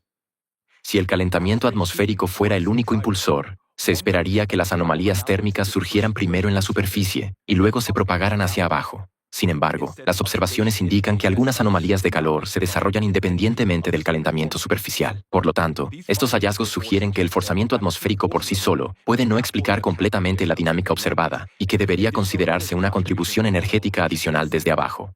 Una posible fuente de esa energía es el calor geotérmico. es decir, el calor que proviene de las profundidades del planeta bajo el fondo oceánico. Esta fuente ha sido durante mucho tiempo subestimada, aunque muchos científicos señalan que puede influir significativamente en la dinámica oceánica y en el equilibrio térmico. Aunque el flujo de calor geotérmico procedente del interior de la Tierra suele considerarse relativamente constante, puede variar con el tiempo debido a procesos como la intensificación de la actividad tectónica y magmática en profundidad. La posible conexión entre la actividad sísmica y las anomalías de temperatura oceánica es un área de investigación científica en curso.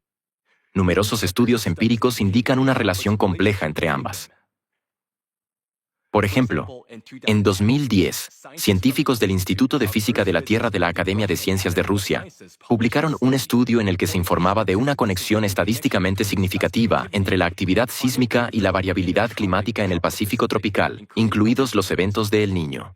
Basándose en más de 30 años de observaciones, los autores encontraron que los ciclos de El Niño seguían sistemáticamente a cambios en la actividad sísmica con un retraso medio de aproximadamente 1,5 años. También se observó un patrón similar en las tendencias a largo plazo. Durante el periodo de observación, las temperaturas de la superficie del mar aumentaron, mientras que la liberación de energía sísmica en el Océano Pacífico se duplicó. El profesor Arthur Viterito, del Colegio del Sur de Maryland, llegó a una conclusión similar. Analizó los terremotos del fondo oceánico con magnitudes entre 4 y 6 en relación con las temperaturas atmosféricas globales. Según sus cálculos, desde 1995 ha aumentado el número de terremotos en el fondo oceánico a lo largo de las dorsales medio-oceánicas. Estas dorsales forman un sistema global de aproximadamente 60.000 kilómetros de longitud, donde se está formando activamente nueva corteza oceánica. Viterito informó que la actividad sísmica en esta zona se correlaciona con aumentos de las temperaturas atmosféricas globales, con un coeficiente de correlación significativo de 0,7. También observó que los aumentos de temperatura tendían a seguir a incrementos en la actividad sísmica, con un retraso medio de aproximadamente 2 años. Según su hipótesis, la intensificación de la actividad sísmica y volcánica a lo largo de las dorsales medio-oceánicas incrementa la liberación de calor hidrotermal hacia el océano, contribuyendo al calentamiento oceánico y, posteriormente, al aumento de las temperaturas atmosféricas. Además de la actividad sísmica tectónica, el vulcanismo submarino también puede contribuir al flujo de calor oceánico. Las estimaciones actuales indican que aproximadamente el 75% de las erupciones volcánicas de la Tierra ocurren bajo los océanos. Aunque la dinámica del vulcanismo submarino es inherentemente difícil de evaluar y sigue estando insuficientemente estudiada, los registros observacionales sugieren un aumento de la actividad en muchos sistemas en todo el mundo. Los datos recopilados por la institución Smithsonian muestran un aumento en el número de días de erupción registrados por año, con lava expulsada que a menudo presenta características inusuales, incluidas temperaturas elevadas y composiciones químicas asociadas con fuentes más profundas del manto. La diapositiva destaca sistemas volcánicos identificados en diversos estudios durante los últimos 15 años como portadores de estas características anómalas. Europa no es inmune a estos acontecimientos. Por ejemplo, el Observatorio del Vesubio informa que la caldera de Campi Flegrei, cerca de Nápoles, Italia, ha entrado en una fase de actividad intensificada, con liberaciones recientes de energía que superan los niveles registrados durante las crisis de la década de 1980. En Grecia, el sistema volcánico Santorini-Columbo ha mostrado una actividad renovada, marcada por enjambres sísmicos asociados al movimiento de magma en profundidad. En Alemania, el volcán Lacher See, inactivo durante aproximadamente 12.000 años, también ha presentado signos de agitación sísmica. Es importante considerar la posibilidad de que el aumento del flujo de calor desde el interior de la Tierra hacia el sistema oceánico pueda estar asociado con la intensificación observada de la actividad sísmica y volcánica. En este contexto, los procesos geodinámicos en profundidad pueden representar un factor adicional que influye en las temperaturas oceánicas y, de manera indirecta, en las temperaturas atmosféricas. Una fase geodinámica en intensificación ya implicaría consecuencias graves. Pero hoy, esta intensificación coincide con una carga sin precedentes de contaminación por micro y nanoplásticos, lo que podría amplificar la vulnerabilidad planetaria. La convergencia de estas fuerzas puede agravar los riesgos y ejercer una presión adicional sobre la estabilidad económica y social. Las principales instituciones científicas y agencias globales de evaluación de riesgos informan de un cambio estructural en los patrones de desastres, con un aumento tanto en la frecuencia como en la intensidad. Para comprender este cambio, consideremos un concepto matemático fundamental: el crecimiento lineal frente al crecimiento exponencial. El crecimiento lineal aumenta de manera constante y predecible. El crecimiento exponencial se acelera. La propia tasa de aumento crece con el tiempo, superando las proyecciones lineales. Hoy en día, los desastres naturales, incluidas tormentas, inundaciones e incendios forestales, muestran cada vez más patrones coherentes con un crecimiento exponencial. La Organización Meteorológica Mundial, grandes aseguradoras y destacadas instituciones de investigación han documentado esta aceleración tanto en la frecuencia de los desastres como en las pérdidas económicas. En Europa, el total de desastres naturales reportados, así como los episodios de lluvias intensas, granizadas y tornados, presenta patrones similares. Este patrón exponencial requiere un marco diferente para evaluar las amenazas y planificar las respuestas. Los modelos tradicionales de riesgo, basados en supuestos lineales, pueden dejar de ser suficientes. Las interacciones acumulativas entre el aumento de la actividad geodinámica, la contaminación por micro y nanoplásticos y la intensificación de los desastres naturales representan un desafío creciente para la estabilidad económica y social. Abordar esta convergencia requerirá enfoques actualizados en la evaluación del riesgo y la preparación. Los micro y nanoplásticos no son solo un problema de contaminación, representan una amenaza sistémica para la salud humana y la estabilidad climática, con consecuencias económicas medibles. Esta amenaza opera a través de dos vías que se refuerzan mutuamente, ejerciendo presión sobre los fundamentos de la resiliencia económica a largo plazo. En 2023, el gasto sanitario de la Unión Europea alcanzó los 1,7 billones de euros, aproximadamente el 10% del PIB, con un aumento del gasto por persona del 44% durante la última década. Las proyecciones actuales tienen en cuenta el envejecimiento de la población y las tendencias de enfermedades crónicas, pero no incorporan la carga emergente asociada a los micro y nanoplásticos, que podría ejercer una presión adicional sobre los sistemas de salud. Al mismo tiempo, las pérdidas relacionadas con desastres están aumentando. Entre 2009 y 2024, las pérdidas anuales medias crecieron un 54%, siendo Alemania, Francia, Italia y España algunos de los países más afectados. Estas pérdidas están ejerciendo una presión creciente sobre los gobiernos de la Unión Europea y las instituciones financieras. Mientras que el cambio climático acelera la degradación del plástico, la contaminación plástica reduce la resiliencia climática. Cada una de estas dinámicas refuerza a la otra. Sin embargo, los marcos políticos actuales no reflejan esta interdependencia. La contaminación por plásticos se aborda en gran medida por separado de la salud pública y de la estrategia climática. Lo que se necesita, en cambio, es un marco integrado que sitúe a los micro y nanoplásticos en el centro de la planificación sanitaria, climática y económica. Para comprender por qué los enfoques existentes siguen siendo insuficientes, cedo ahora la palabra a Alexander Masny. Sí, gracias. Cuando las personas escuchan por primera vez que los micro y nanoplásticos ya están en nuestra sangre, en nuestros órganos, incluso en nuestro cerebro, la pregunta instintiva es, ¿cómo los elimino de mi cuerpo? Las comunidades de biohacking prometen protocolos de desintoxicación, suplementos, saunas y soluciones personales para expulsar los micro y nanoplásticos. Pero este enfoque pasa por alto el punto fundamental. Ninguna desintoxicación puede extraer partículas que han atravesado la barrera hematoencefálica y se han incrustado en los órganos. Y aquí está la ironía cruel. Las mismas soluciones promocionadas para purificar la sangre contienen plásticos, plasmaféresis, hemosorción, dispositivos de filtración. Estamos utilizando plásticos para intentar eliminar los efectos del plástico. Estos procedimientos no pueden extraer plástico de las células, no pueden neutralizar la carga superficial, ni restaurar las vías celulares alteradas. Como ha señalado el profesor Saryu Ganatra, no existe un nivel seguro de estos compuestos en el cuerpo. El objetivo no puede ser simplemente reducir ligeramente la carga individual mientras el entorno continúa saturándonos con nuevas partículas cada día.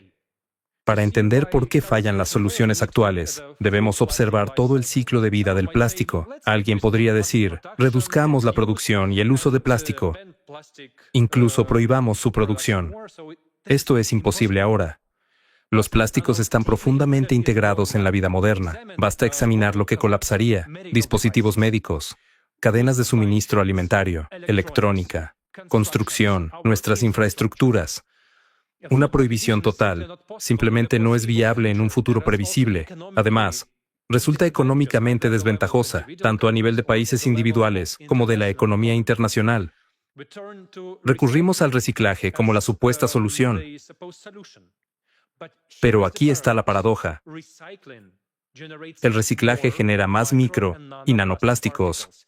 El estrés mecánico del reciclaje provoca que los plásticos reciclados liberen partículas más rápido de lo que se degrada el plástico virgen. No estamos resolviendo el problema, lo estamos acelerando. Pero aquí está el mayor problema del que casi nadie habla, y para el que no tenemos ninguna respuesta. La humanidad ya ha producido más de 10.000 millones de toneladas métricas de plástico. Gran parte de este volumen se está fragmentando en partículas invisibles que circulan en nuestro aire, alimentos y agua, y se acumulan dentro de nuestros cuerpos.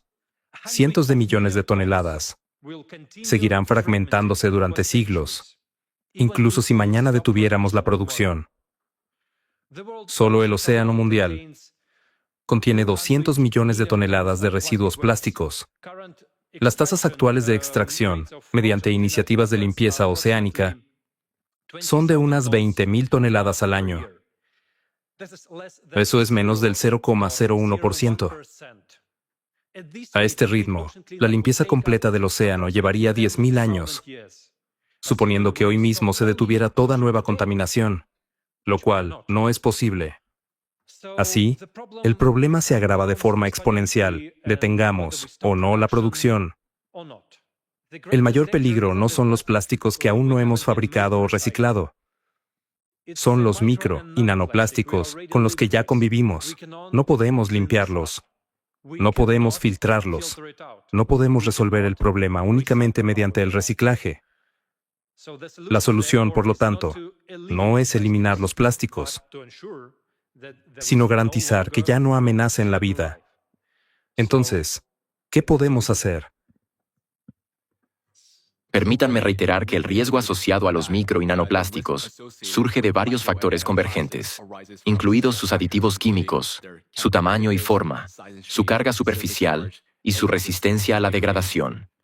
En conjunto, estas características determinan cómo se comportan e interactúan las partículas plásticas dentro de los sistemas biológicos y ambientales. Como han señalado mis colegas, las partículas de plástico ya presentes en la biosfera representan riesgos continuos que deben mitigarse. Sin embargo, actualmente no disponemos de medios prácticos para modificar a gran escala su composición química, tamaño o forma. Un enfoque potencialmente viable, al menos en teoría, puede valer la pena explorar. Influir en su carga superficial. La carga superficial de los micro y nanoplásticos desempeña un papel importante en la determinación de su comportamiento en los sistemas biológicos. Muchas nanopartículas naturales, como el polvo mineral, los aerosoles marinos y las arcillas, también poseen carga superficial. Pero la carga asociada a las partículas plásticas parece diferir en su persistencia y en la dinámica de sus interacciones. Puede mantenerse estable en múltiples entornos, incluidos el aire y los fluidos biológicos. Y precisamente, esta carga puede aumentar la capacidad de las partículas, por ejemplo, para penetrar en las células y atravesar las barreras biológicas, incluidas la placentaria y la hematoencefálica. También permite que los plásticos se adhieran al ADN, a las proteínas y a las membranas celulares, alterando la función celular, y que persistan y se acumulen dentro de los tejidos e influyan en el ciclo del agua y en la dinámica de transferencia de calor en los océanos. Así, si la carga superficial de los micro y nanoplásticos pudiera neutralizarse o incluso reducirse parcialmente, su interacción biológica y su absorción podrían verse limitadas. Esto podría, a su vez, reducir la adhesión celular, disminuir la unión con el ADN y las proteínas, reducir la absorción de sustancias tóxicas y metales pesados, y restringir el transporte a través de barreras biológicas. Por estas razones, la investigación internacional debería centrarse en desarrollar métodos capaces de reducir o neutralizar la carga superficial de los micro y nanoplásticos. Alcanzar este objetivo requeriría una colaboración internacional coordinada y a gran escala, potencialmente comparable a grandes iniciativas científicas del pasado, como el proyecto Genoma Humano. Ahora cedo la palabra a Jean Cara.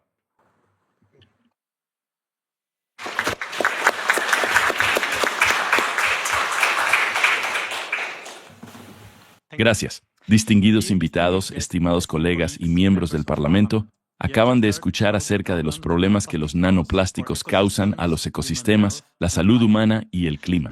Ahora permítanme pasar a la cuestión principal. ¿Qué hacemos a continuación? ¿Qué medidas podemos tomar ahora mismo?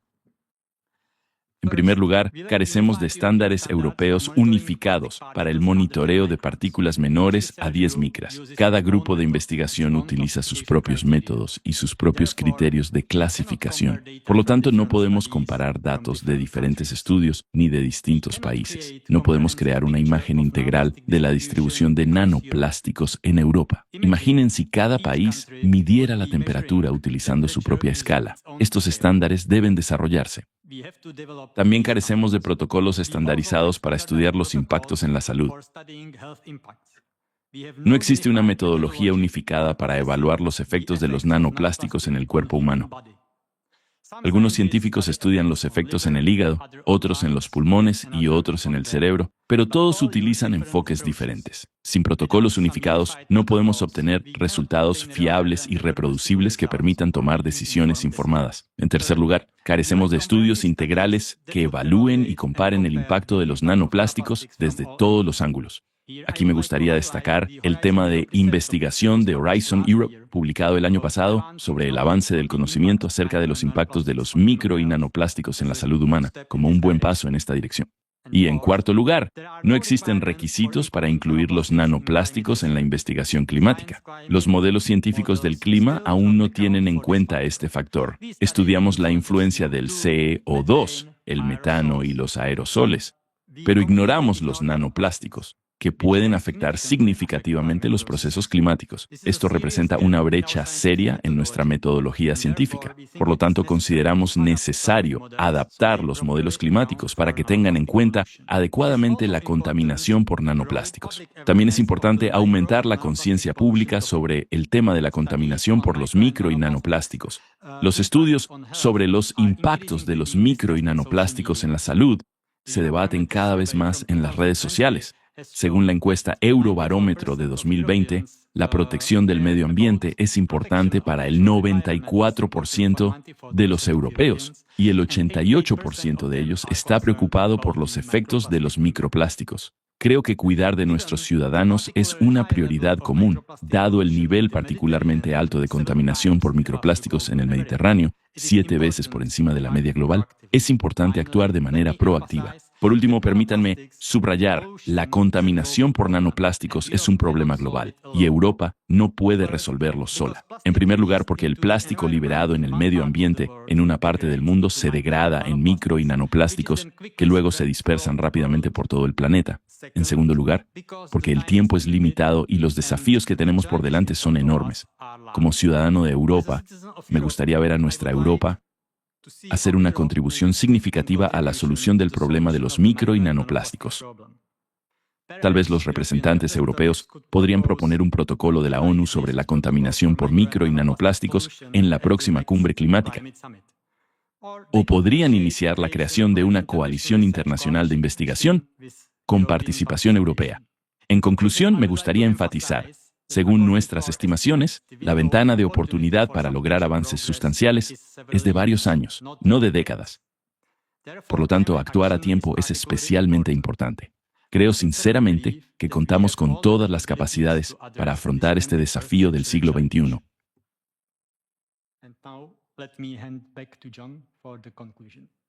Así pues, distinguidos invitados, estimados colegas y miembros del Parlamento, hoy, nuestro mundo se enfrenta a varios desafíos sistémicos: el aumento de la carga sanitaria, la aceleración de los desastres climáticos y la contaminación del aire, el agua y los sistemas alimentarios. Estas pueden parecer crisis separadas, pero comparten un factor subyacente común: los micro y nanoplásticos. Las partículas de plástico no son simplemente contaminación. Funcionan como un multiplicador de riesgos, afectando a los sistemas biológicos, ambientales y económicos. Nuestro desafío es considerable. Las partículas de plástico ya están presentes en todo el cuerpo humano y en todo nuestro entorno.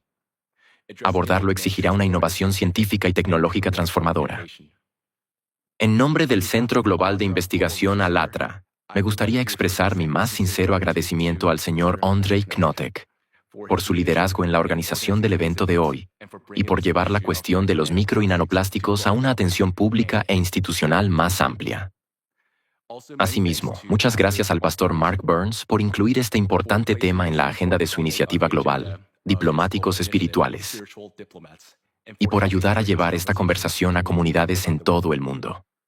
Mi gratitud también se dirige al profesor Ragusa por su investigación pionera y por compartir hoy con nosotros sus hallazgos. A través de su trabajo, la comunidad científica ha obtenido una comprensión más profunda de la presencia y el posible impacto de los micro y nanoplásticos en el cuerpo humano. Por último, me gustaría agradecer a todos los ponentes y a todos ustedes por su atención y su implicación. Compartimos una responsabilidad que trasciende fronteras y políticas: la protección de nuestro hogar común. Gracias. Muchas gracias.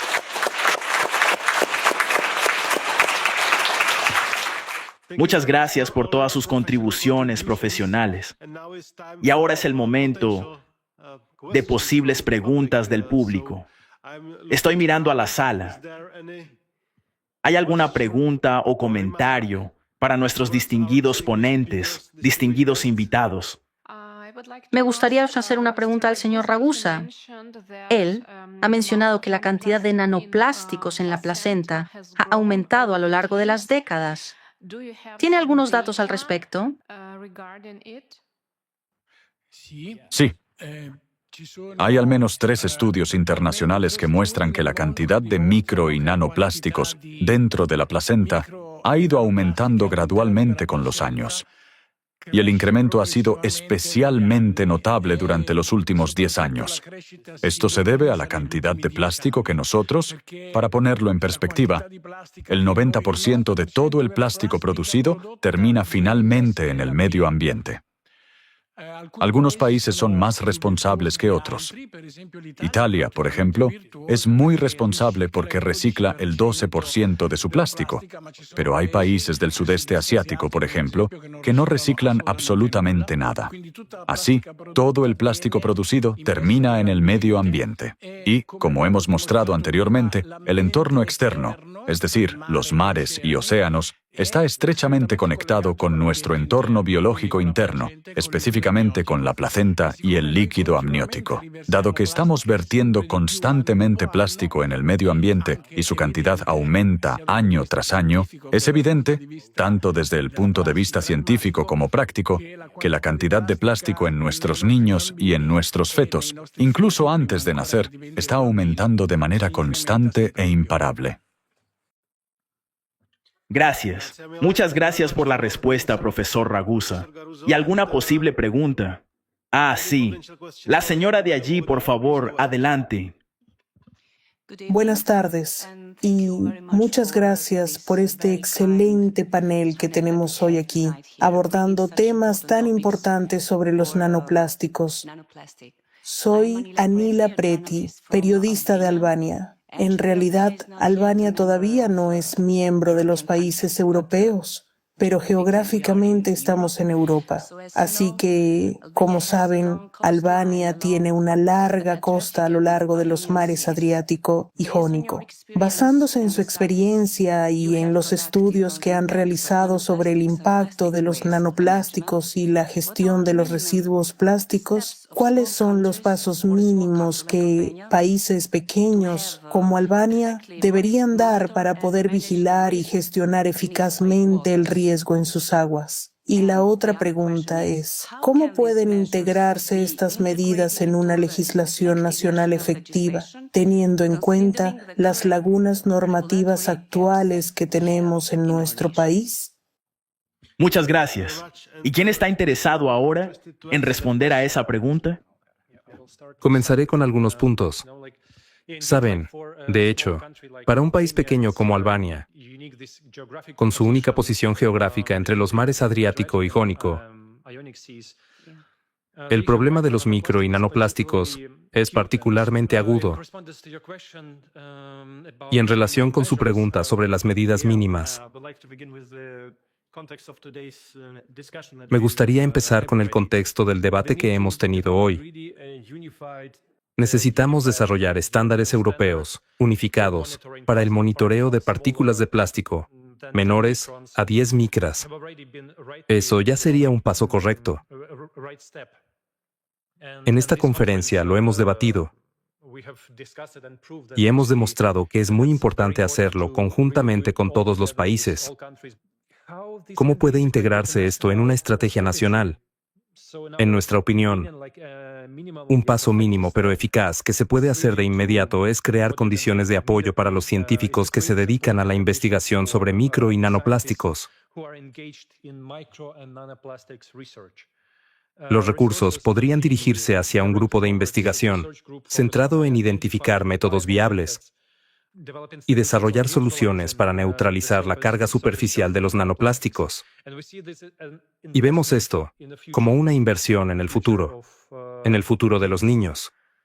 Y, al apoyar a los expertos nacionales y animarlos a perseguir esta solución fundamental, en lugar de abordar solo las consecuencias, el país puede posicionarse no solo como observador, sino como líder en esta investigación avanzada y en tecnologías de protección frente a la amenaza de nanoplásticos.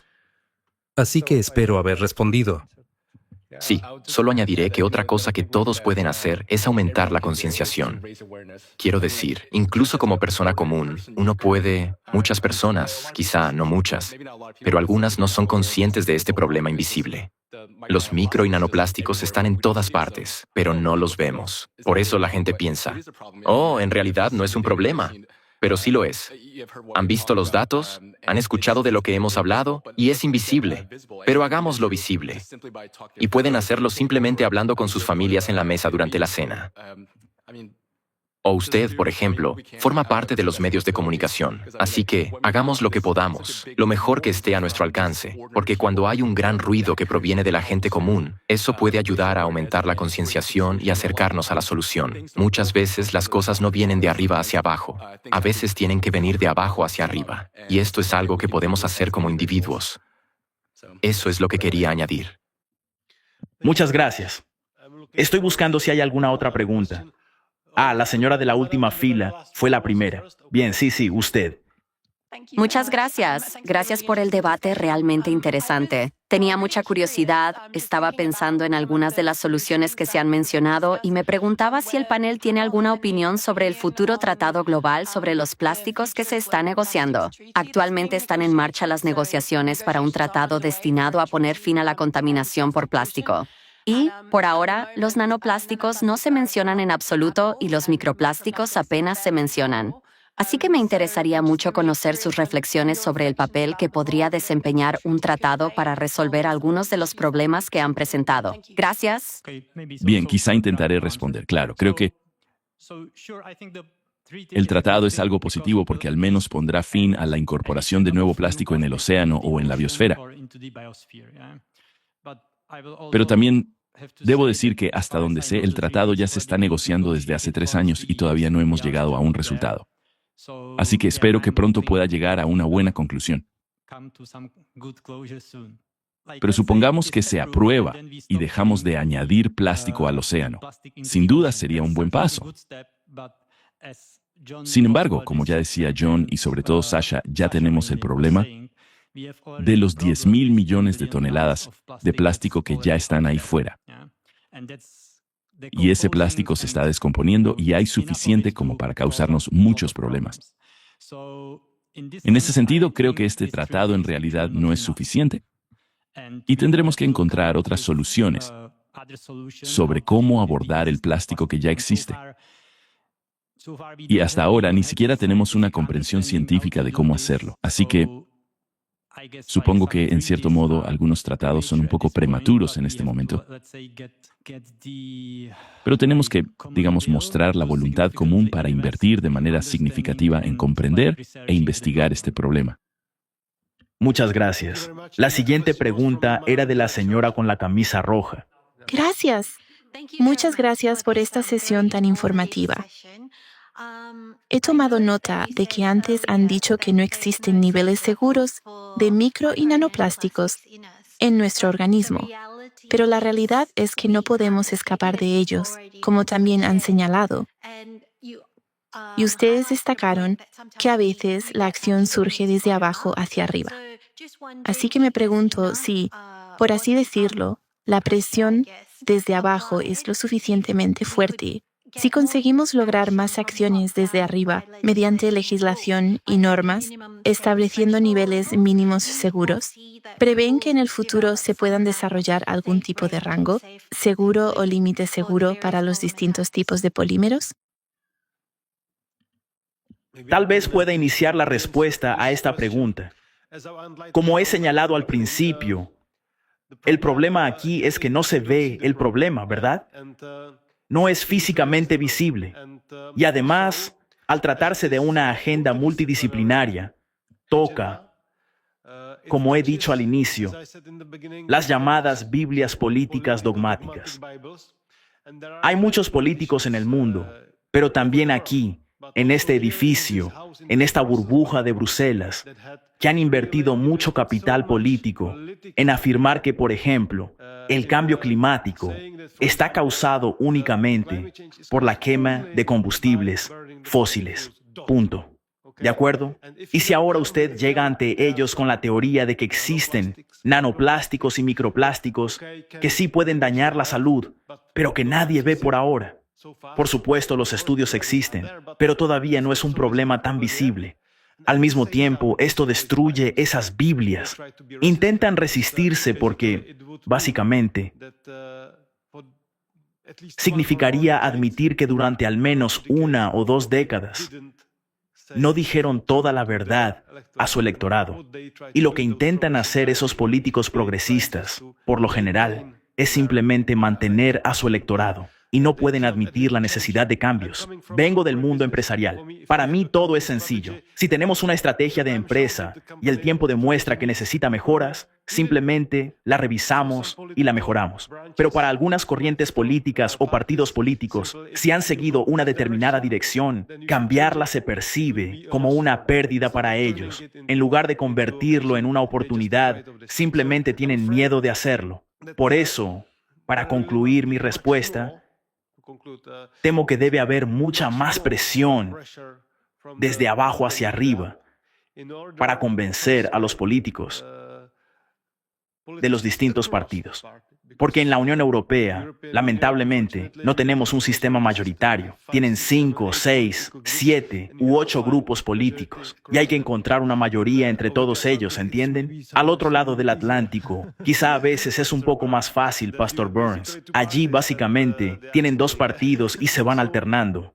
Así que es una fuerte oportunidad para que el público sea más vocal sobre este tema. Esa es mi respuesta. Gracias. Bien, tal vez abordaré la cuestión de los límites seguros.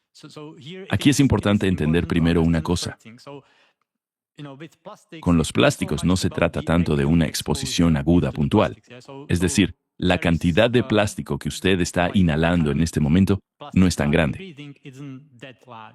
El problema es que el plástico se acumula en el cuerpo con el tiempo. Ese es precisamente el problema de los niveles seguros. Incluso si los niveles son bajos, estamos expuestos a ellos todos los días, prácticamente con cada respiración.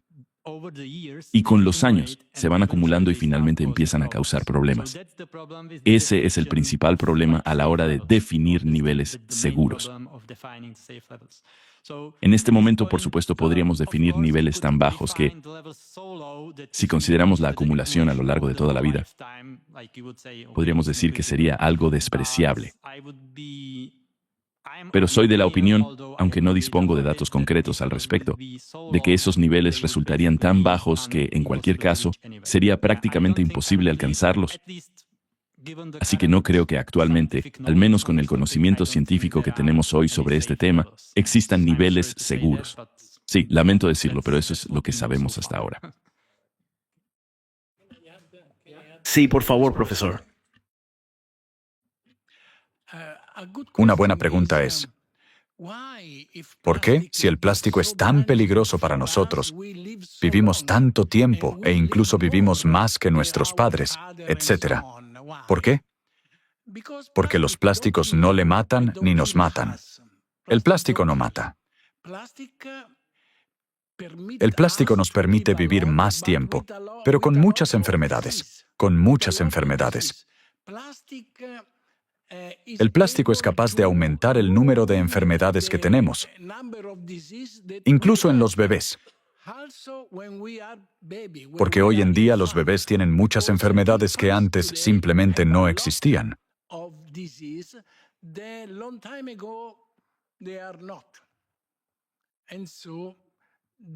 Y por eso la respuesta a esta pregunta es la siguiente. El plástico no mata. El plástico provoca enfermedades, pero no mata. Gracias. Muchas gracias. Creo que tenemos tiempo para una última pregunta. Veo una señora allí. Sí, por favor. Sí, usted. Sí. Tengo una pregunta muy rápida.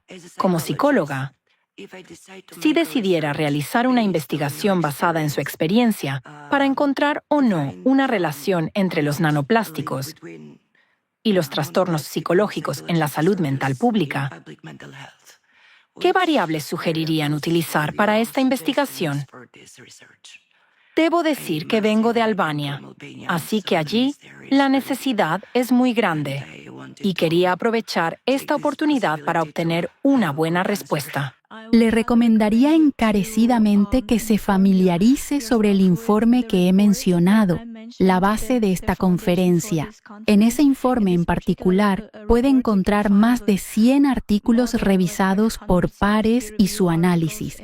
Eso le ayudará literalmente a comenzar su propia investigación sobre este tema y a seguir todas las fuentes. Así que, si puedo pedir al equipo técnico que muestre este informe en la pantalla, lo agradecería mucho para que pueda tomar una captura de pantalla. Gracias. Mark, Pastor Burns, ¿le gustaría intervenir con una conclusión final? Bueno, en primer lugar, me anima mucho ver que los nano y microplásticos están pasando cada vez más al primer plano. Gracias a Alatra y a Marina y al maravilloso equipo en Estados Unidos, conocí recientemente este enorme problema real que existe. Y gracias a la amplia investigación de Alatra, me he alarmado profundamente por los nanoplásticos. Es alentador ver a estos magníficos y estimados científicos en este panel y saber que hay personas trabajando en este problema. Pero, como dijo un escritor, es una locura hacer las mismas cosas y esperar resultados diferentes. Así que, para mí, esto es la herramienta que necesito, su excelencia, para difundir este mensaje por todo el mundo, especialmente en los niveles más altos del gobierno de los Estados Unidos de América, y para seguir trabajando con la Unión Europea y con nuestros socios en todo el mundo, con el fin de encontrar una solución a este problema real y creciente. Así que muchas gracias, Su Excelencia, por organizar este evento. Y gracias a los maravillosos científicos de Alatra, a Marina, al excelente equipo y a todos ustedes en todo el mundo que se están uniendo. Ustedes son científicos, son periodistas que están convirtiendo esto en una prioridad máxima. Esto es lo que significa la diplomacia espiritual, estar dispuestos a arriesgar su reputación para salvar a otros. Y todo esto trata sobre los bebés que aún no han nacido. Gracias a los neurobiólogos, a las investigaciones sobre la enfermedad de Alzheimer y a todos los datos sobre el impacto de los micro y nanoplásticos que hemos conocido durante este maravilloso panel, podemos hacer de la sociedad humana un lugar mejor. Así que muchas gracias por la organización. Estoy muy agradecido.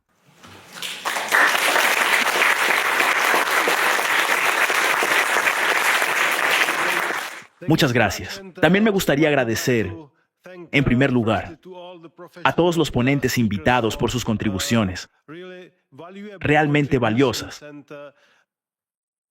Todos hemos podido ver cuán complejo es el desafío al que nos enfrentamos.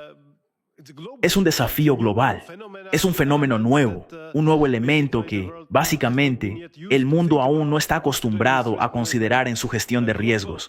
Por supuesto, aquí se necesita una acción global coordinada. Y me complace mucho que hayamos podido elevar este tema también en el seno del Parlamento Europeo. Y creo que podremos seguir trabajando en la misma dirección. Una vez más, muchas gracias a todos ustedes por participar, por ayudar y, por supuesto, a los ponentes. Muchas gracias.